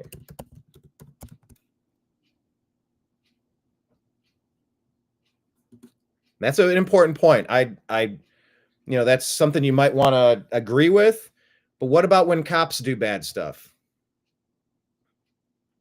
I don't know. By the way, Ben Shapiro is going on the record saying that they should President Trump should pardon the Minnesota guy. Jeez, why can't I think of his name? The Kelly, Derek Chauvin. So that's a story that's going to be coming up in the news more in the next couple of days, next couple of weeks. He's making a strong push for that. So we're going to see more about that. You know, I watched that whole video and that dude was saying he couldn't breathe and he was having a panic attack, heart attack, overdose, whatever you want to call it. That was happening. I mean, all they did was put that guy in cuffs and put him in the car. He wiggled out of the car and was freaking out and they just held him there. Like, it looked bad. It looked like he was suffocated. I don't know. Where's the line when a cop kills one of the people in public? Are they going to face the same? Because they have the highest responsibility to make sure that the public is protected. What they did to Kelly Thomas was literally unforgivable. He put on gloves before he started beating him to death. And you hear him calling out for his dad. It is the worst thing. I remember I went on Coast to Coast AM to discuss that one. That was a brutal case. Anyway, Liz Wheeler saying, I'm sorry, didn't all the Democrats who are wearing pink to highlight women's rights, didn't they all vote no on banning women in men's sports? Democrats harm women in sports. Retire them all. Yeah, and they can't even define what a woman is. How weird. Thank you, Liz Wheeler. Look, it's our color revolution. Look at us. It's a color revolution. We're all wearing pink. Good for you. Even Chuck Schumer knows that the Democrats embarrassed themselves last night. Called it nasty.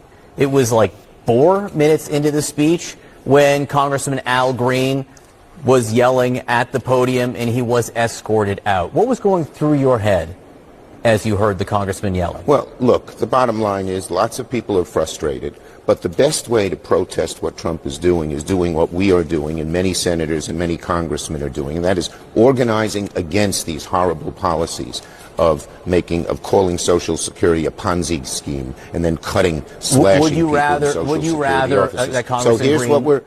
Yeah, by the way, it is a Ponzi scheme. The baby boomers have robbed us.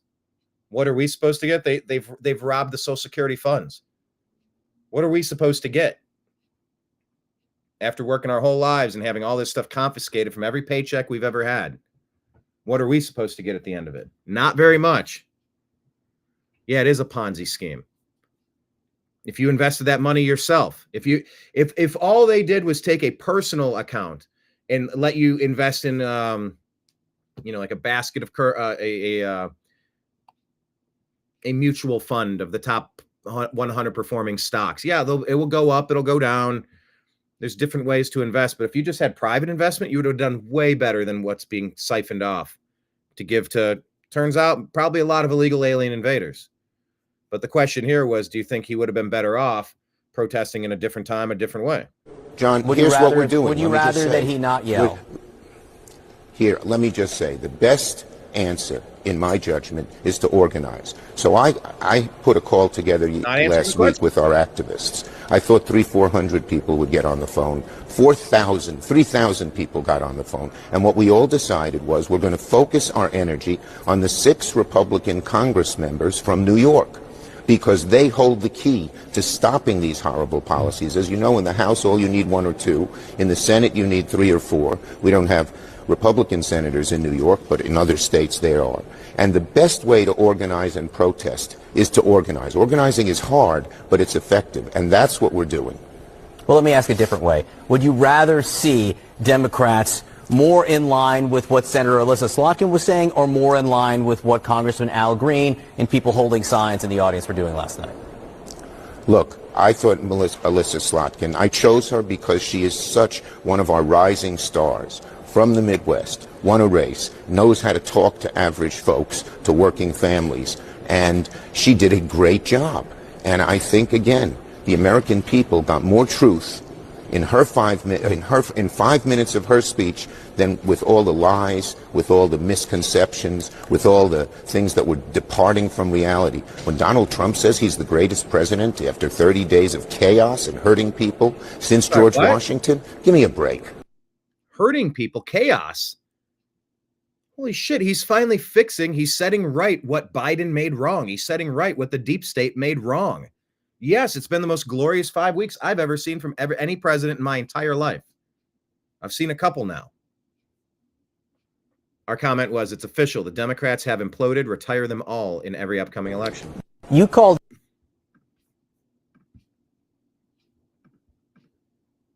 Look at these morose MFers right there, says Ben Affleck.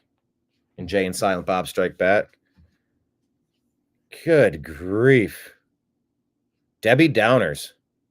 The Democrat faces tell the entire story. Trump is winning. America is back. Putting her finger in her ear. Oh, I can't stand listening to applause. Wasserman Schultz. There you go. You should make signs of that. Whatever's going on there. What you want to know the craziest part? This is that boy, DJ Daniel. Because my mom bathes me and my brothers all together. And out of nowhere, I locked up, and then my dad was calling my name, and I started going to the slow thing, and he said, "Stop playing with me."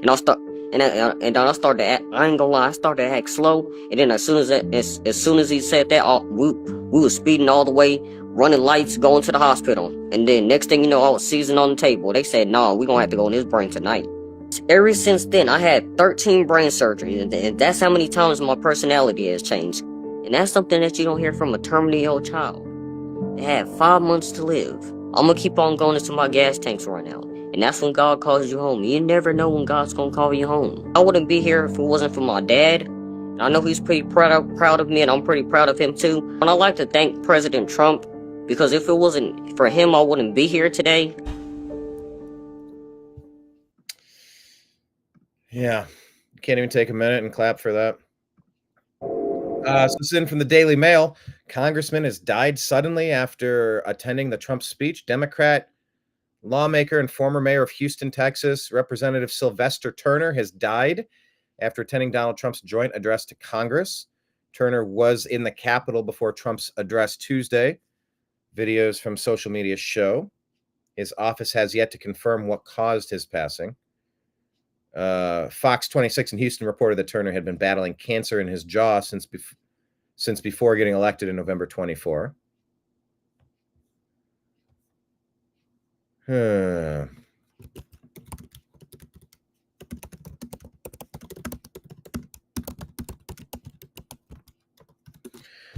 Bone cancer in his jaw. That took my pet. That took my pet Aster. He was an amazing little black cat. The best cuddler you've ever seen. I mean, he just wanted to be cuddled. He just wanted to be where you were.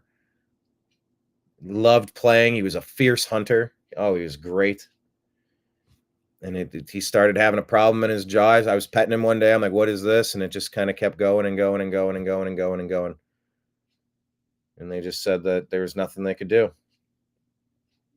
And he was fine, except for what was happening. It was messing up his teeth, and he couldn't. It just kept getting worse and worse. And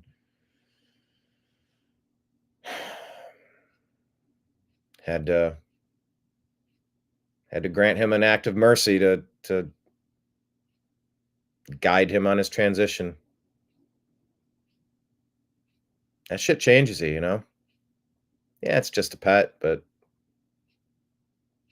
it's not just a pet. That's part of family, you know? Bone cancer in the jaw. You know, yeah, people are making some jokes here. You know, couldn't handle his speech. This is not the time. Oh, he's a Democrat. He deserved it. This is not the time. I don't want to hear that stuff. Yes, David, that is an amazing little boy. You know, we got to fight until our gas tank's empty, right? Anyway, thoughts and prayers out to this gentleman and his family. Even though he's a Democrat, like, these moments are tough. Show some humanity. It's the right thing to do. Now, if it were Fauci, no, I'm not showing any humanity there, because that's the guy responsible for taking my brother. But I'm not going to tell that story again right now. My tank is empty on that one. I know with firm resolve where I stand, and that I'm never going to stop going after Fauci. Gretchen Lynn, legally, of course, in the legal system, to see that he's prosecuted for his crimes against humanity, legally speaking. Gretchen Lynn says, turns out the whole clapping like seals thing still annoys me no matter which side is doing it. LOL. Okay. This is shared from the I'm Not Having Fun Anymore account, 5.0 account. They've had four other accounts deleted, I suppose. They generally take a little bit more of a black-pilled approach to things, but I'll sift through some of these memes, see what you think.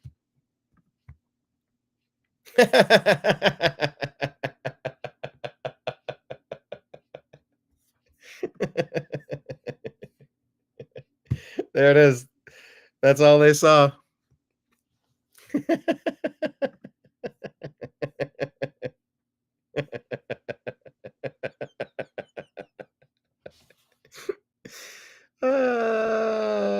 I need to follow this account. Kittler says, whether it's the movie theater or the Capitol building. Oh, boy. Getting a little dicey there. Do you agree or disagree with that? Huh. Holding "this is not normal" signs while advocating for biological males in women's sports and claiming men can get pregnant? That's crazy work. I don't need a $10,000 homeschool credit. I need the government to stop stealing my money and to leave me and my family alone. Lucas Gage saying, I can't take this shit anymore. I look at our government and see inferior people who do not deserve to have power. None of them represent me, nor do I have anything in common with them. This fake two-party system must end. We must separate ourselves from this insanity. Brother Lucas, Brother Gage, MAGA has taken over the Republican Party. That is not the Republican Party, you know. That is not a two-party system. They're still fighting to get rid of the Lindsey Grahams, the Mitch McConnells, they got rid of the Liz Cheneys, the Adam Kinzingers, but they're not done yet. There is a revolution inside of that party to turn it into the MAGA party. I encourage you to consider that some aspects of this administration are wildly different than anything you've ever seen.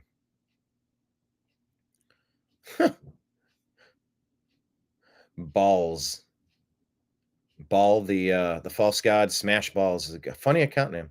God really made it so easy to see who the bad guys are. That looks like, what was it? The Purple Pie Man? The Dastardly Dan? The Purple Pie Man from Strawberry Shortcake? Yeah, I mean, this looks like a movie villain right there.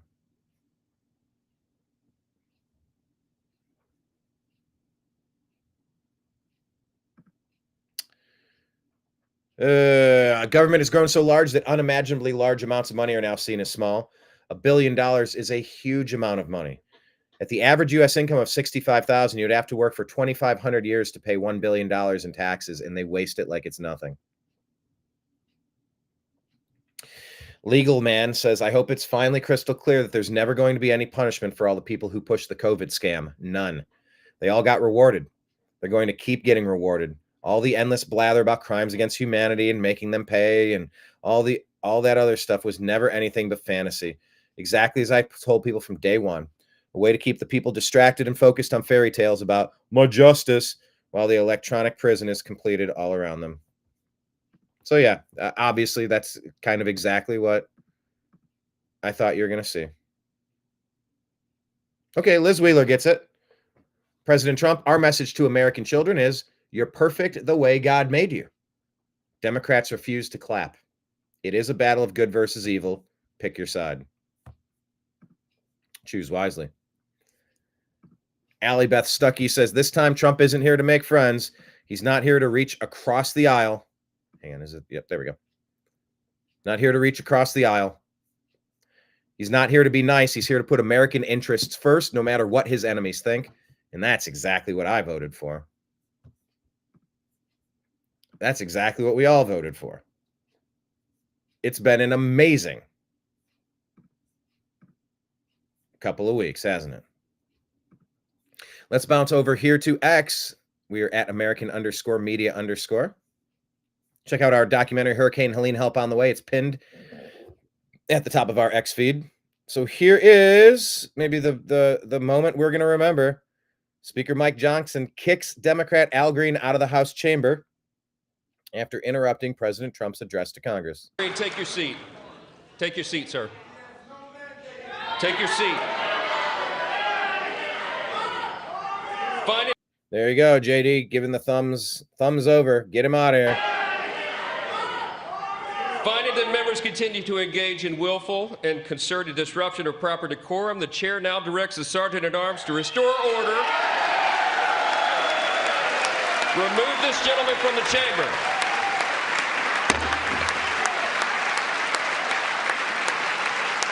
Goof is full.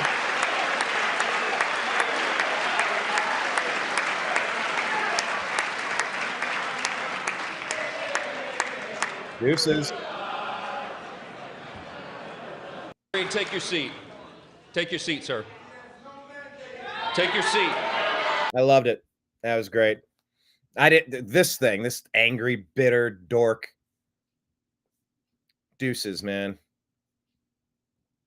Okay, so this is the story Mike kind of chimed in with, gave us a little bit of context with this ruling, per Grok, well, U.S. aid is currently part of another agency, the Department of State.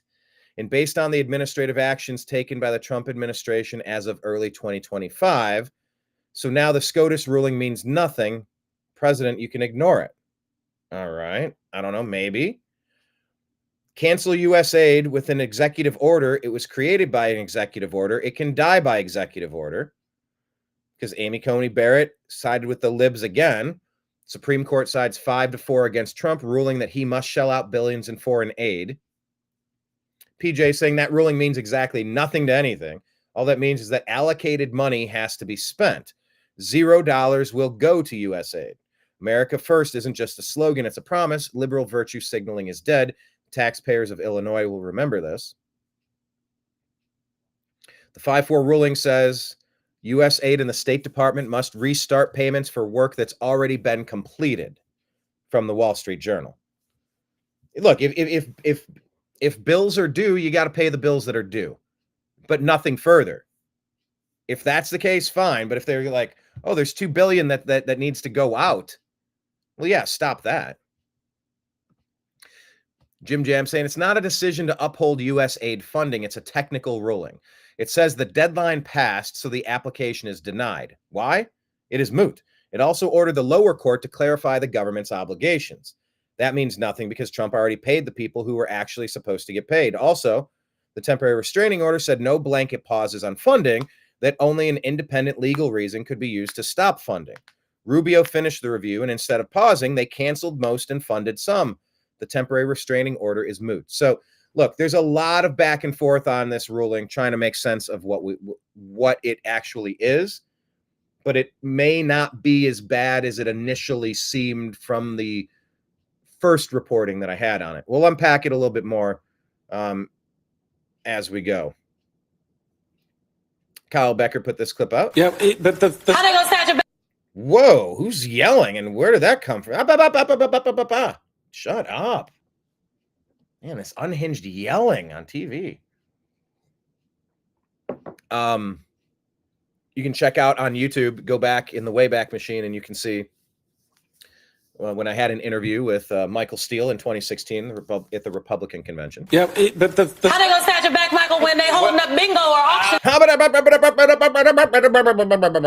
Jeez. Oh, that's just like shivers, like shush. Sorry, like it's not just me that hears that stuff, and you're like, ugh, good grief. Yeah, how they gonna snatch it back, Michael, when they holding up bingo or auction signs? I was gonna say, well, thank you, Simone. Can we talk about it? The bingo signs were killing me. I don't know who thought up the bingo signs, but they should be fired. Michael, this is an indictment, in my opinion, on the Democratic leadership. Yeah, whoever had the bingo signs needs to be fired. What's up, Kenneth? Amy Grinning Barrett. Yeah, I don't know. John Roberts is maybe the worst Supreme Court pick that a Republican's ever made. No, maybe not ever, but recent history. If there was a way to find some dirt on him and get him removed, that would be great. If you could put a good judge in place of him, and Amy Coney Barrett, I don't know. Not a super fan of her. All right. CBS News poll on YouGov. Among the speech watchers, plus or minus 3 and 4 points, 76% approve of Trump's speech. Only 23% disapprove. That is the Scott Adams theory that 25% of the people will vote wrong on every single issue always. So there you have it. I think America's a 75-25 nation. 80-20? 70-30? We are not 51-49. That was maybe the biggest lie they ever fed you. They've been manipulating these votes for a long time. We've got to get some nationwide voting regulations in place to stop the fraudulent votes. I think we're a 75-25 nation. I've felt my entire life like I've been living inside of a cuckoo clock. I've always felt like I haven't been able. Yeah, I know we're back to the BINGO. Kenneth, you're saying that about the NGOs the past couple days because we keep talking about NGOs, and it's BINGO. The bingo was their name, and they're bingo cards. Is what Michael Steele just called them. I love that. That's called a callback in the comedy world. Oh, Kenneth, I didn't send you. Did I? If I did, disregard, but I don't think I did. Let me send this to you real quick. Right here. Kenneth is always jumping in with commentary. Kenneth Terry. Kenments. Where is it at? March. Oh, I did. Did I do that? Oh, I think I did. Okay, I sent you my set from yesterday. Maybe it clipped off the end. I'm not entirely sure, and I ran out of time. I only have 4 minutes, but I sent you some jokes there to check out. But yeah, I think we're a 75-25 nation. Absolutely. And we got to get our voting tallies corrected because this 51-49, it's never been that way. We could have common sense forever if we just fix our voting policies and handle our illegal immigration issue. Did I share this? I didn't share that. Okay, I got to go back. Yeah, America's an 80-20 nation. Democrats are enemies to America, and everybody sees it now, is what we posted. Democrats' only cheers tonight were for a forever war in Ukraine. Is that true? No end in sight. The United States has sent hundreds of billions of dollars to support Ukraine's defense with no security, with no anything.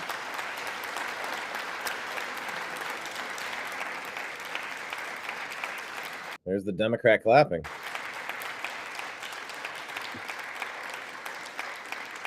Do you want to keep it going for another 5 years? Yeah, you would say Pocahontas says yes.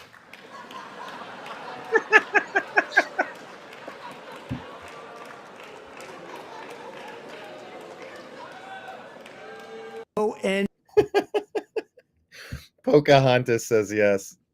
He calls her that to point out that she lied on her college application. Was her job application? Because DEI gives extra bonus points for people if they say, I'm not white. Look, I'm not a man. Look, I'm not straight. Look, I'm not Christian. Look, I'm not one of these 4 evil things. Hire me instead. Ding, you get special privileges. That's what DEI has done. That's what affirmative action has always been. It's always been racism against straight, white, Christian men. Or white women. Or men. Or like whatever. It's always been, if Elizabeth Warren got an advantage by claiming, oh, I'm an Indian. I'm a Native American. Yeah, you're Pocahontas, all right. You know, he's calling her out for that. Now, I understand why she would do it. Free money sitting on the table. Why don't you go get it? But, you know. Yeah, Democrats' only cheers tonight, says David Sachs, were for a forever war in Russia. Crazy Moments here says,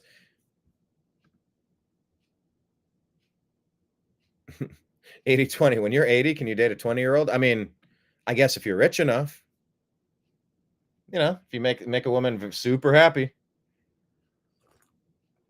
If you make them super happy, I suppose. Crazy Moment shares this. If they can investigate Trump's past finances, how they can investigate how these people became millionaires. Yeah.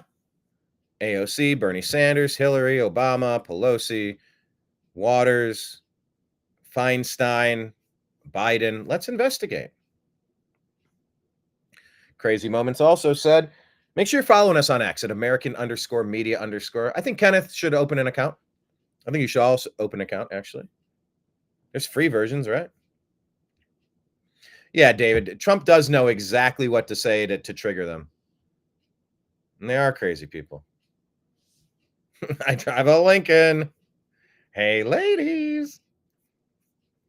Crazy Moment shared about President Trump. He did not create the Democrats' hate. He exposed the Democrats' hate. He did not create the media bias. He exposed it. He did not create a corrupt FBI, CIA, and DOJ. He exposed it. He did not create the deep state or DC swamp. He exposed it. He did not create the corruption in both political parties. He exposed it.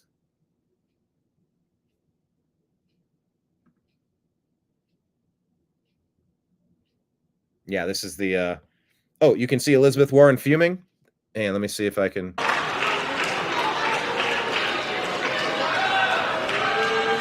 Yeah. 2,000 people are being She's taking it in stride. killed every single week. More than that. All right, here's Stephen A. Smith coming out, having some opinions now. Let's take a listen. Stephen A. People are saying maybe he should be the Democrats' hope to run on that Democrat party and try to restore some sanity. When Stephen A. is going to be your voice for sanity. I mean, he's making the rounds. He's on Fox. He's on Bill Maher. The guy's out there. He's getting out there. Now you see why Stephen A. Smith was in the polls as a presidential candidate? See what I'm talking about? Yep. You see that idiocy right there? You talk about something, people being tone deaf. Why the hell would 22 Democratic senators be literally echoing the same thing and think that would resonate with the American people? All it shows is that the same fabric of our democracy is unchanging in the eyes of some of these officials, and as a result, the constituency they represent, which is why Donald Trump is in office. What, do I have to come up to Capitol Hill and give you lessons? Seriously, you don't get it? All you did, Elizabeth Warren, Cory Booker, Chuck Schumer. Let's all get together. Let's put this in a prompter, and all together, albeit in separate rooms, we'll grab a microphone and say the same damn thing. And that's what's going to resonate with the American people. And then you wonder why you're no longer in power. You wonder why Trump is in the White House. Yeah. You wonder why? Matt Van Swole here. He says, "Dear Democrats, I used to vote for you. I believed you when you said you stood for women's rights. I believed you when you said you stood for working people. I believed you when you said no more wars. I believed you when you said the border needed an act of Congress. You lied to me. You thought you could get away with it too. You thought no one would notice. I watched you sit on your hands for a closed border. I watched you sit on your hands for violent, criminal, illegal aliens being deported. I watched you sit on your hands for a boy who beat brain cancer. You lied to me for years and I believed you. But now I know what you stand for. Anyone but me." Yep. Here's the mother. Mother of Jocelyn Nungary. Alexis Nungary. 12-year-old that was slain by an illegal alien invader. It's great to have you back. I think so much of you, and I've spoken to you a number of times, and I had you and your dad on this program with Senator Ted Cruz. How did you feel, number one, when you got this great honor for your very brave daughter, and what did you think of the Democrats? It was truly an honor, a very surreal feeling to be sitting in that area to remember the life that Jocelyn had. That is just painful. Her eyes full of tears. There was an illegal alien invader that Harris, Biden, who was Obama's puppet, the deep state, Soros, Newland, Mayorkas. These people intentionally flooded our country with poison. Poisonous people. I found it very cowardly that a lot of the Democrats didn't stand, didn't clap, didn't do anything to support anything that Donald Trump is trying to do as president to make this country better. It was very shameful to the Democrats. You know, I mean, this is... Anyway, you can watch the whole article. It's on our X feed. Canada's Doug Ford announced he was canceling Ontario's Starlink contract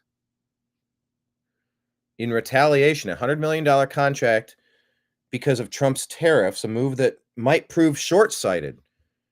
Premier Doug Ford may not have considered that Canada's homegrown satellite internet provider won't be operational until 2027, And ironically, it's relying on Elon Musk's SpaceX to launch its satellites into orbit. Give me a break. Give me a break. Riley Gaines here, she says, okay, End Wokeness says, Democrats kneeled, eulogized, and cried for a violent criminal who died during an arrest. They refused to stand for Laken Riley. Riley Gaines says, Dems kneeled for 8 minutes and 46 seconds for a drug-infused violent criminal. Laken Riley fought for her life for 18 excruciating minutes before it was taken by an illegal gang member. Yet they couldn't even stand to honor her family. Really process that.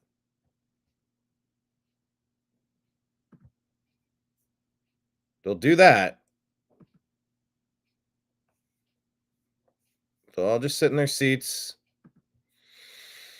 Good grief.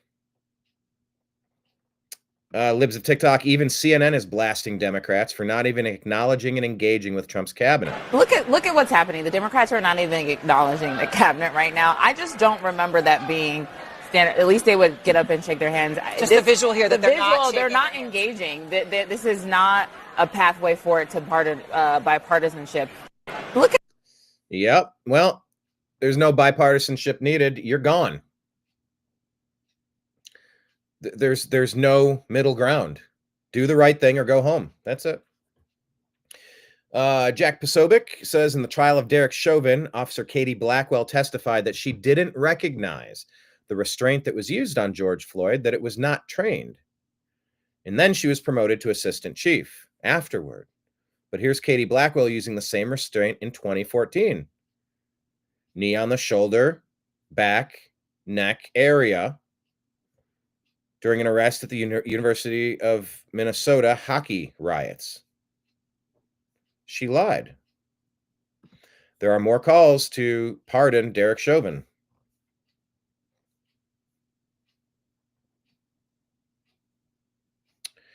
Representative Marjorie Taylor Greene says, last night when President Trump recognized this incredible young man who has cancer, many of the Democrats shamefully did not clap, and not one of them stood up. The Democrats did not cheer for anything good or even for America. The Democrat Party is dead. This guy here saying Justice Roberts is compromised. And we're like, do you have any articles linking to this? Made some allegations. And then adopted kids and his sexual proclivities, and I don't know, but something's off with Justice Roberts. Ever since he passed Obamacare, he was the changed vote to declare it was a tax instead of a fee instead of a tax, or a tax instead of a fee. I forget exactly. It was like Obamacare was going to get shot down, and then they jumped in and changed it.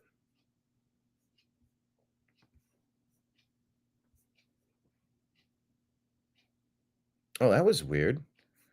Just said, hold on, we're connecting to your channels. The feed seems to be working, I believe. All right, we'll go with this angle here. All right, yeah. So Chief Justice Roberts and Amy Coney Barrett sided with 3 libs on the court in allowing a rogue Biden-appointed judge to impose a temporary restraining order against the Trump administration and force taxpayers to pay $2 billion in U.S. aid disbursements in contradiction to the president's order. Alito in scathing dissent. As a result, the government must apparently pay the $2 billion post haste, not because the law requires it, but simply because a district judge so ordered. As the nation's highest court, we have a duty to ensure that the power entrusted to federal judges by the Constitution is not abused. Today, the court fails to carry out that responsibility. I wish you would have said again, disgraceful, says Julie Kelly. Yeah, I'm trying to wrap my head around this story. Did it really do all of these bad things, or just a little bit of stuff? And the stuff, it's just like, you got to pay what you've already. You just have to pay what you've already ordered. You know, pay the tab at the restaurant. You don't have to continue ordering there moving forward, but you've already rang up a tab, so pay it. It's like a shift change at the restaurant or the bar. It's like, hey, I'm getting ready to clock out. If I cash you out, you can keep it open. I'll swipe your card and we can keep it open for the next person. Yeah, sure. What was this on MSNBC? But I think this was a lesson in finding one thing that you let yourself feel. And I let myself feel joy about DJ, and I hope he's alive for another, 95 years, right? And I hope he lives. Hope he lives long enough to be 300 years old collecting Social Security. The life he wants to live. He wants to be a cop. He knows what he wants to do. And maybe when you have childhood cancer, that crystallizes for you. And I hope he has a long life as a law enforcement officer. But I hope he never has to defend the United States Capitol against Donald Trump's supporters. And if he does, I hope he isn't one of the 6 who loses his life to suicide. And I hope he isn't one who has to testify against the people who carried out acts of seditious conspiracy and then live to see Donald Trump pardon those people. Wow. She says she hopes the child doesn't off himself. What a vile, disgusting thing to say about a child, you effing witch, says Tim Pool. Joanne Moretti was continuing a conversation with me and about Epstein. Says, we'll never get the whole story. We'll just get just enough to expose a few, but not all the perpetrators. Epstein was an operative. His job was to snare powerful people by feeding their perversions, then holding it over them. Representative Laurel Libby. Nikki Neely says nearly 80% of Americans say no to men and women's sports, and this is just one tragic reason why. Representative Libby says biological males have no place in girls' sports.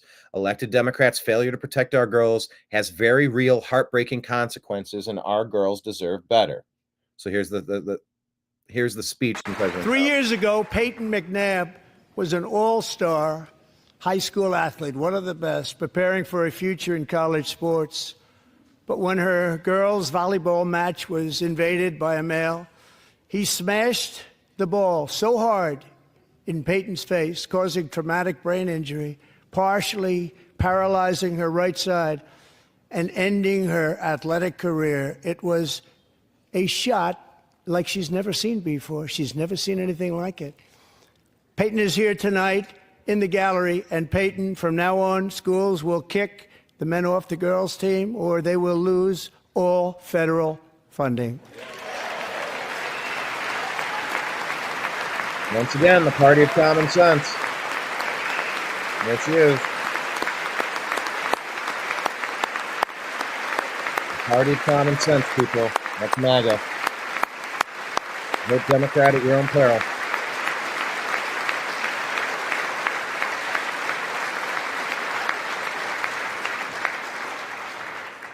And if you really want to see numbers, just take a look at what happened in the women's boxing, weightlifting, track and field, swimming, or cycling, where a male recently finished a long-distance race 5 hours and 14 minutes ahead of a woman for a new record by 5 hours.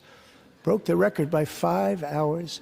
It's demeaning for women, and it's very bad for our country. We're not going to put up with it any longer. God, it's nice to have sanity back in the White House. Sassafras84 says the Democrats wore pink in support of women, and never forget that every single Democrat voted no to protect women in sports. So what are they really supporting? Their actions speak louder than words. I really can't tell you how much I despise these virtue signaling fucktardians. Yeah, they're gross. Motion to invoke cloture on the motion to proceed to the consideration of S9, the Protection of Women and Girls in Sports Bill. Mario Nafal shared this. Oh, Pierce Morgan shared this. This is why Trump won the election so comprehensively. His common sense revolution in America will be woke no more mantra regarding things like DEI, CRT, and gender is what most people believe. And the stony-faced Democrats just don't get it. We've ended the tyranny of so-called diversity, equity, and inclusion policies all across the entire federal government and indeed the private sector and our military. And our country will be woke no longer.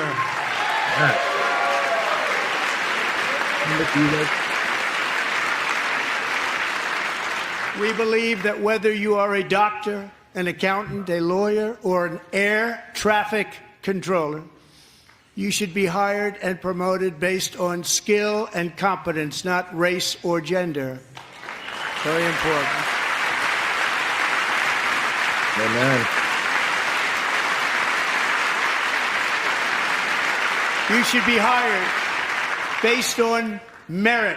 And the Supreme Court, in a brave and very powerful decision, has allowed us to do so. Thank you. Thank you very much. Thank you. We have removed the poison of critical race theory from our public schools, and I signed an order making it the official policy of the United States government that there are only two genders, male and female.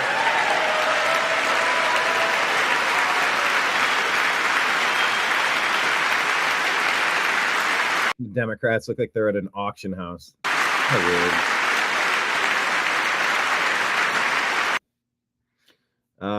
Kenneth is saying hello to Nimbus. Nimbus, say hi to Kenneth. We've ended the tyranny of so-called diversity. Okay, we got that. Tommy Robinson, are you following this story? UK state torture. Tommy Robinson has been suffering 128 plus days so far in solitary confinement at HMP Woodhill, 22 hours a day locked in a cell, facing an 18-month sentence for a non-crime of showing the public a documentary that he was banned from showing. His legal team appointed, blah, blah, blah, the clinical psychologist. It's mental torture. I've lost my head. Dark dreams and cold sweats jolt me awake. I can't sleep. I'm paranoid, helpless, and continuously panic about my kids.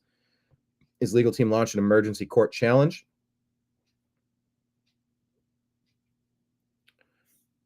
All sorts of stuff.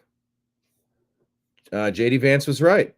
All right, let's listen to JD. That we're not allowed to debate ideas, that we're not allowed to discuss things, that we have to silence people, censor them, throw them in jail for silently praying outside of an abortion clinic. These ideas are going to destroy Western civilization. They're going to destroy Europe. Yes. And they would destroy the United States of America if we allowed them to fester. Thank God we have a president now who believes in free speech, but the danger is still there. The danger is there in Europe. The danger is there in the United States of America. We have to ask ourselves the questions as leaders. Are we willing to defend people even if we disagree with what they say? If you're not willing to do that, I don't think you're fit to lead Europe or the United States of America. If you're running that we're not. So yeah, JD Vance calling out Keir Starmer, other European leaders about censorship and free speech. This Tommy Robinson guy, what is it? He violated a gag order and showed a documentary. He also woke the world up to rape gangs running rampant while authorities looked the other way because the perpetrators were Muslim. If Britain ever manages to stop its suicidal policy of Islamic colonization, he'll be in the history books as one of the leading figures. So yes, I will support him, says Billboard Chris. The world needs fewer scolds. Scolds. That's a weird word. Scolds. And more men of action like Tommy. So anyway, keep your eyes peeled on that story as well. Ted Cruz had some thoughts on how the speech went. Tonight was incredible. This is the fifth State of the Union address I've seen Trump give. It was by far his best. We're just over a month into it, and he had a litany of victories that we've already won, one after the other after the other. Listen, I thought he was joyful. I thought he was forward-looking. I thought he had the promise of America front and center. And I got to say the contrast. I have never seen such a disgraceful display as the Democrats put on. I've been to 13 State of the Union addresses altogether since I've been in the Senate. I've been to every one. I've never missed one. Yeah.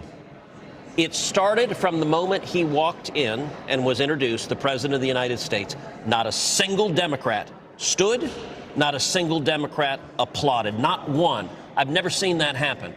Every time Joe Biden walked into that chamber and they introduced him as the President of the United States, I stood my butt up and I clapped. Every time Barack Obama walked in, I stood up and clapped. Even when I couldn't stand their policies, even when I was horrified at what they were doing, I respect the office of the President of the United States, and I respect the American people. The contempt those Democrats had, they wouldn't stand, as you noted, for the mom of Jocelyn Nungary. They wouldn't stand for Laken Riley's family. They wouldn't stand for the 13-year-old kid who survived brain cancer. They didn't stand for the young man whose father was a slain police officer, whom Trump admitted to West Point in the middle of the speech. They wouldn't stand for him. Even the Joint Chiefs applauded to the kid going to West Point. But you know what? The speaker got... They appointed him to West Point? They got him into West Point. Hey, man, those are, come on. Those are feel-good stories. Are they manipulative? Of course they are. But those are good things. Like that's, dude, like you've changed this kid's life forever. It's a little bit of hope. It's a little positivity in a world that's really brutal sometimes. Something slightly wrong. He said there was nothing they applauded for and stood for. That's not correct. There was one thing the entire night they applauded for. That we sent hundreds of billions of dollars to Ukraine. And they all stood and cheered that we sent money to Ukraine, but they will not applaud for America. That's so weird. Hey, you want to see an unhinged man with crazy eyes? Nobody who was 150 years old or 200 years old or 300 years old is receiving Social Security checks. Nobody. Breitbart News. Yes, Bernie, that's the point. They're dead. Someone else is using their Social Security number to get the checks. Good grief. It's like we're living in a cuckoo clock. Brian Lane says Democrats just lost the midterms and the next presidential election. Classless and disrespectful. Couldn't cheer for a young cancer survivor. What the hell? Scott Pressler says, are Democrats embarrassed that their members of Congress didn't stand for DJ, a young boy surviving brain cancer? Is this a reflection of your party? Native Patriot. I found the 360-year-old. Yeah. And then Megyn Kelly, look, champion of women's rights. Let's hear her thoughts on these people in pink. And, you know, they all voted to abuse women in sports, these Democrats. Here is who we need to keep our eyes on, okay? Because the senators who are from blue states like New York and California are not going to be punished for their absurd vote. And keep in mind, they didn't even have the balls to allow a vote. That's what they were being asked on. Will you vote for cloture, which is where you need 60 votes in the Senate to say yes. That's it. They just needed to allow this to proceed to the Senate floor for a real vote and then let majority rule as it always should. They wouldn't.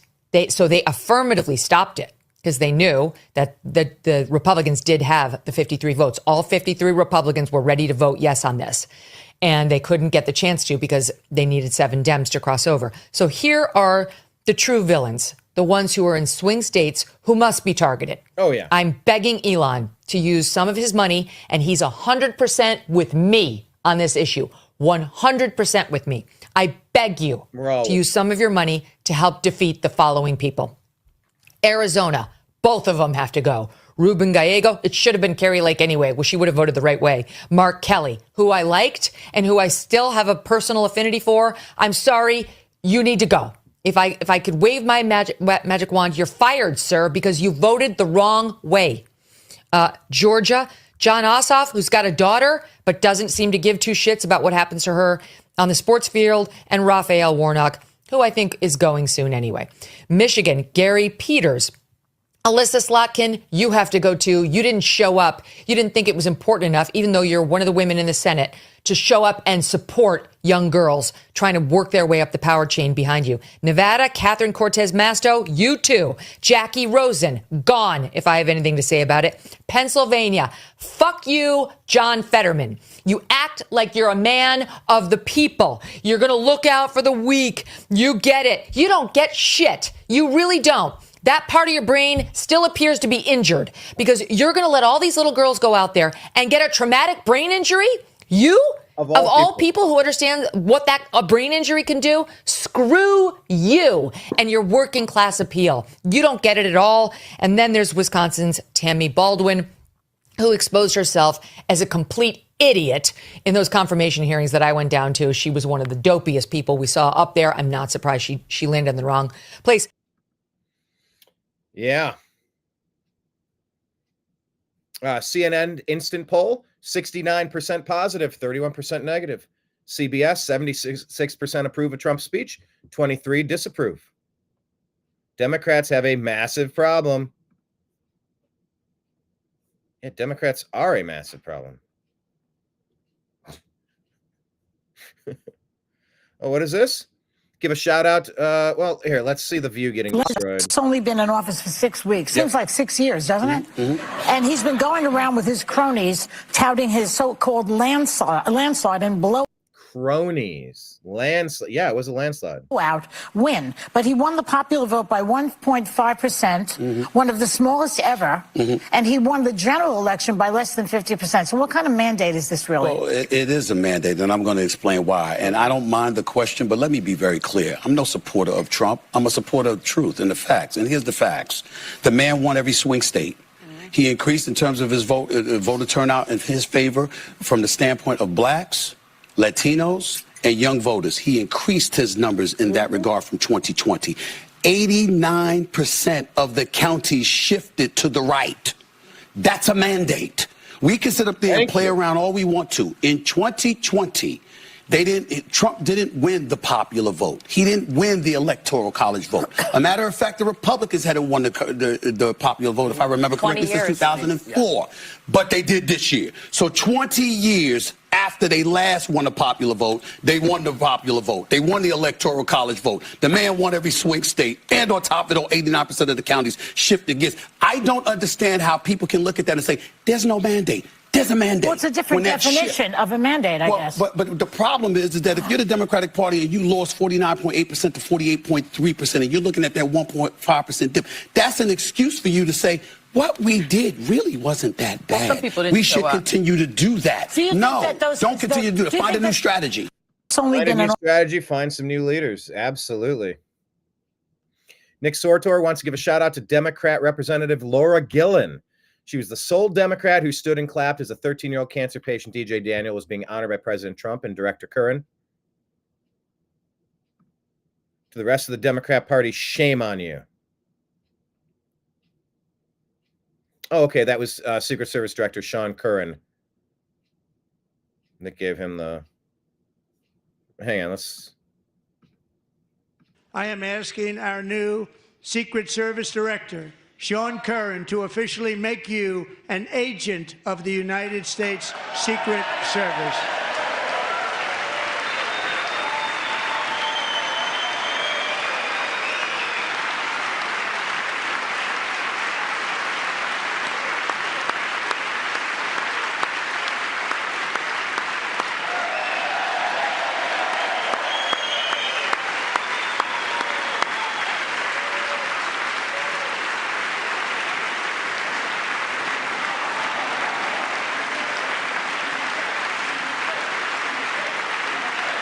Come on, that's a nice moment.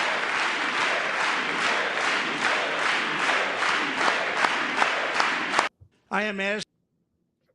I wonder if he was actually surprised, if it was pre-planned. I'm curious. You know, the lean in, it looked like Dad said, give him a hug. I'm just curious about how all these things come together. Our new Secret Service Director, Sean Curran, to officially make you an agent of the United States Secret Service.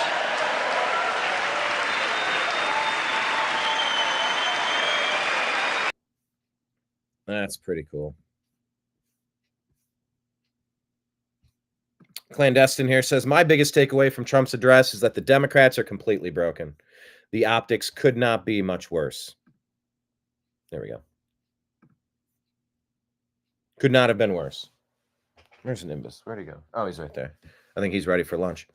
The Dems have been relegated to holding signs in the corner and pouting while Trump cleans up the mess that they, the dirty deep state Dems, have created. They refused to clap even for the American citizens that Trump honored. They couldn't stand and clap for steel workers, farmers, the mothers of children who have been murdered, or the young man with brain cancer, etc. But they were willing to clap for sending hundreds of billions of dollars that we don't have, by the way, to Ukraine. They showed that they're willing to put politics before the American people. This is apparent with their policies, but tonight we saw it play out in real time. It also didn't help the Dems that Trump called them all human traffickers to their faces in front of the entire nation, which is wild. I'm curious to see if the mainstream media addresses that or ignore it. We shall see. Trump and the Republicans appear to be competent, sane, goal-oriented, professional, and pro-American, while the Dems are incompetent, irrational, directionless, petulant, and anti-American. Tonight, the Democrats prove to the entire world that they are an unserious group of people who are unfit to rule. We can never let them hold power ever again. I agree. And Elon put this here, the best upgrade in U.S. history. You replaced, oh God, what's this guy's name? Help. What's this guy's name? The former Lloyd Austin with Pete Hegseth.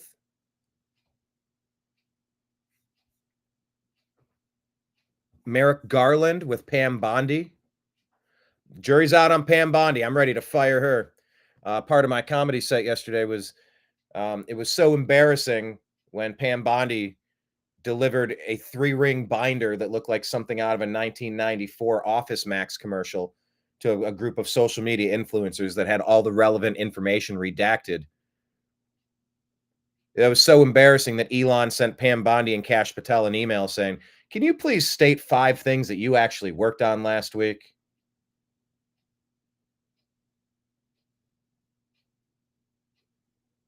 The joke's there. I think there's maybe I gotta maybe tweak the delivery a little bit. Got to rewrite it. But I think the joke lands. I think it makes the point. I don't know if it's funny or not, but it is to me.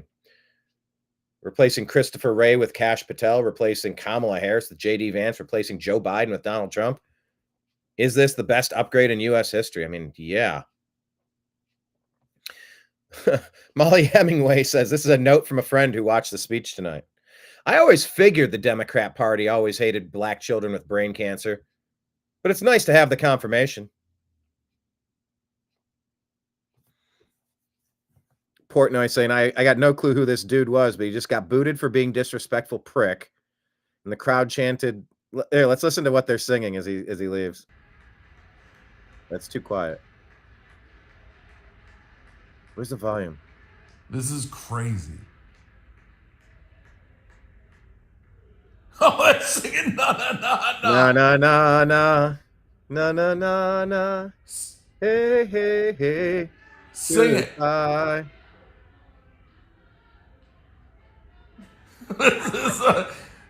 These fucking politics, man. They sang na na na na and kicked this fucking guy out. Zero respect. Clown. Zero respect. I don't know who the fuck that guy is. Zero respect. Yeah, vote him out.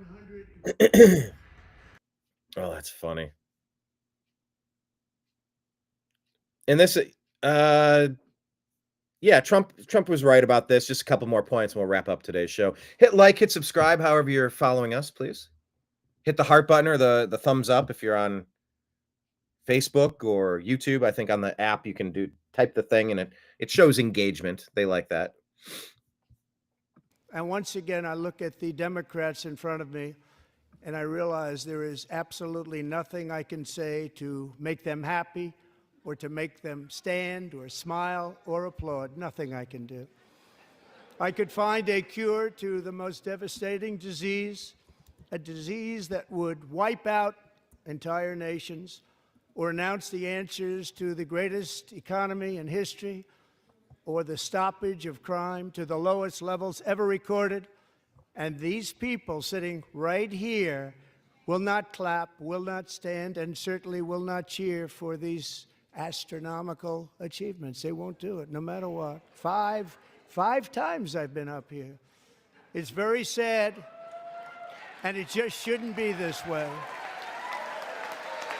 Look at, boom. Look at that. It's just stupid. You can oppose a president when you disagree with them on their policies. Then do it. You're telling me there's not. That's it, though. That's it. Musk steals. Musk steals. Really. The guy who's digging to the center of the earth, flying us to the moon, into outer space, restoring freedom of speech, creating autonomous driving cars, and but he steals. He steals. What does that mean? That he's getting into the information and he's stealing information, or he gets awarded contracts and grants and he creates shit with it? What does that even mean? That is the dumb. What a bunch of dorks. Quentin Tarantino. You look like a bunch of dorks. That's right. You guys look like a bunch of dorks. Quentin Tarantino to Jules and in Pulp Fiction, Jules and Vincent. You look like a bunch of dorks. Oh, 5 things would make a good group name. Gotcha. When the moon hits your eye like a pizza pie, that's a mandate. That's amore. All right. Any other things that I wanted to? Well, here, Patrick Bet David. Democrats are digging their own graves. They didn't stand up to keep men out of women's sports, or for no taxes on tips, or no taxes on Social Security, or to lower taxes for Americans. They looked bitter and miserable. They have no leader, no values, no direction. They have Jasmine Crockett, Mad Max Pelosi, and AOC who is being charged. Yeah, Trump crushed it. Made Republicans look like the adults in the room. Democrat Party is going to be toxic for decades. They should just be absolutely dismantled. Shattered into 1,000 pieces. Who's watching Democrats tonight, asked Clay Travis, with their dry erase boards and pathetic signs and thinking, I want to be on their team. Anyone? They look like total and complete losers, because they are. And AOC was skipping Trump's speech tonight. This comes after it was announced that Tom Homan would be joining Trump. She is scared shitless of Homan, and you should be. You probably deserve to go to jail, lady. Helping out illegal aliens, trying to coach them on how to avoid being sent back to wherever they came from. Yeah. The President of the United States announced that 2 murderous gangs and all Mexican drug cartels are now officially designated terrorists. Democrats sit on their hands and scowl. They are vermin, says James Woods. I love how Democrats cried saying you have to respect the presidency during Biden's horrific 4-year destruction of America. And now watching the Congress address it, they sit like spoiled little brats as Trump walks in. Such whiny little crybabies. CPAC, hey, we fixed your signs for you. America last. I love war. I voted against women. I steal from taxpayers. Illegals first. I don't know what a woman is. Oh, that's great. And here's just an update of what we were funding before Doge exploded. Just listen to some of the appalling waste we have already identified. $22 billion from HHS to provide free housing and cars for illegal aliens. $45 million for diversity, equity, and inclusion scholarships in Burma. $40 million to improve the social and economic inclusion of sedentary migrants. Nobody knows what that is.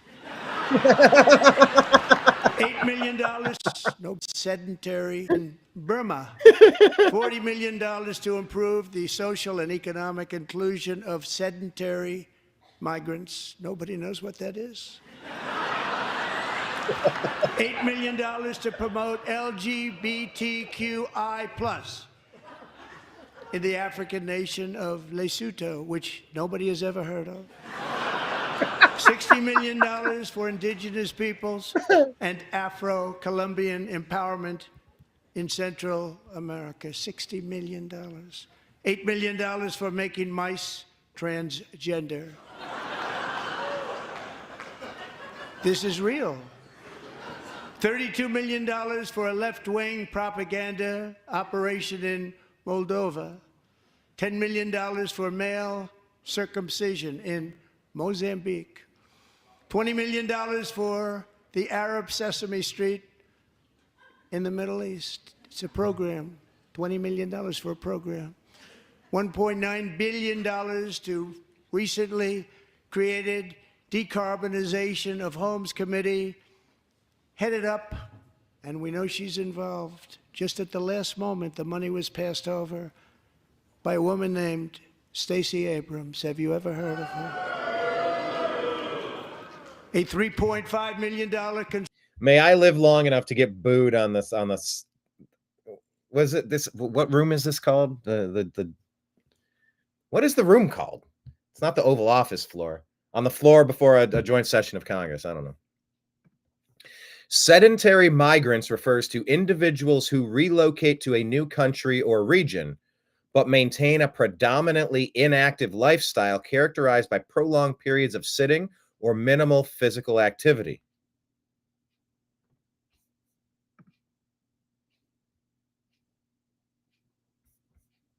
What?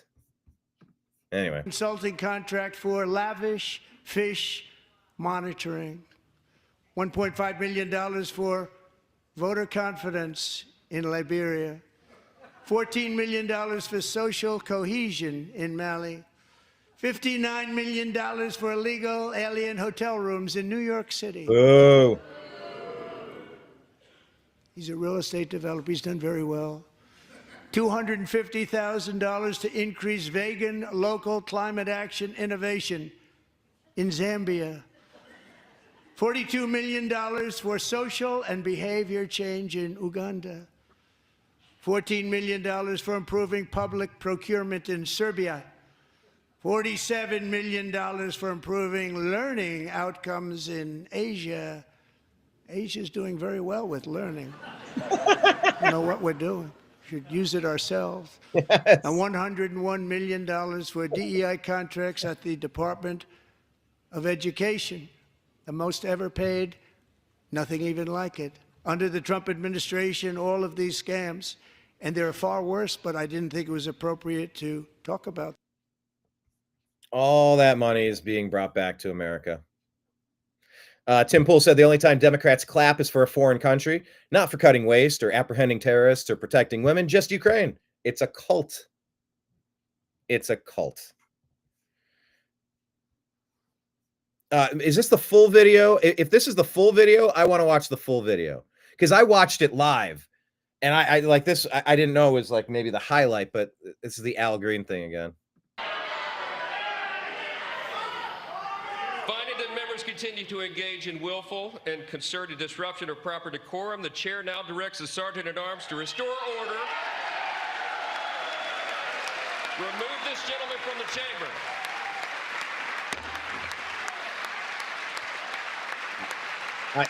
I like that. Remove this gentleman from the chamber. He says it forcefully, not too aggressively, but we're not playing your damn games. We're not doing it. Gentleman from the chamber. Oh, man, that's the line I want to get. Remove this gentleman from the chamber. Bang the gavel.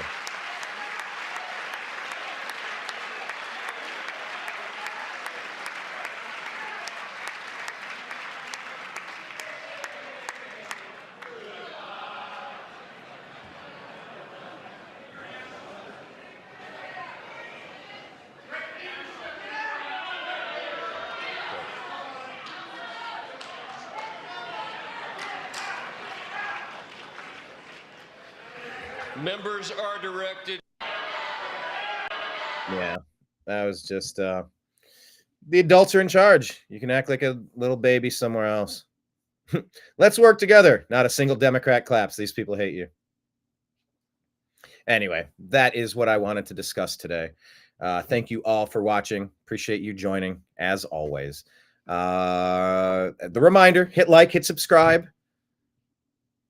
If you haven't left a comment today, leave a comment. Appreciate that. Follow the New American Media page on Facebook, Instagram, Truth Social, Rumble, YouTube. Podcast, The Agree to Disagree Show. That covers the Agree to Disagree Show and the TNAM AM Show and the TNAM PM Show. It's kind of like the catch-all for our podcast form. Patreon.com/The New American Media. Venmo at Brian Engelman. Cash App, $Brian Engelman. PayPal at Fuzz Installments if you'd like to contribute. And we're on X at American_media_, TNAM and TNAM chat on Signal and Telegram. Whew. It's nice. Like that was a nice opportunity to set the agenda, set the direction, set the path, clear some stuff up. And it really it allowed the Democrats to embarrass themselves. They took the bait. Kudos. Your blind, seething rage and hatred for a guy who has sacrificed almost everything, including his life, to serve this nation and put some shit back on track, to fix right what once went wrong. It's infested you. Your hatred has flowed through you. And it's all evident for everyone in America to see. So let's move forward. Let's get some stuff figured out, shall we? Feeling good. Feeling really, really, really, really, really good about a couple of things. Got other stuff we got to work on. That's fine. But my God, after not having much go right for 16 years in a row, because yes, even during Trump's administration, he was blocked. He was blindsided. He was bullied. How can you bully a bully? Oh, you can. The nonstop impeachment stuff. Like, it was funny for a little while watching the Democrats freak out, but then they actually got away with some of it. Like they succeeded in stalling President Trump's agenda. No more. Full steam ahead, full speed ahead. Let's freaking go, shall we? Let's freaking go. But sir, they've been stealing for quite a long time. Maybe all of the time. But no more. Elon has found a way to call them all out. Elon, come on up. Thank you, boss. Yes, we've been able to track and locate a lot of waste, fraud, and abuse, and with the help of big balls, big balls, big balls, we're putting an end to it. Thank you, Elon. Thank you, Elon. Yeah, the stealing never stops until now, David. Well, we're not done yet. We're just a month in. Let's go. Let's freaking go. Let's enjoy this. Let's stay positive. And let's meet again tomorrow when we unpack the news on the TNAM AM Show. Thank you all for watching. I appreciate you. I love you. We'll talk to you again soon. Take care.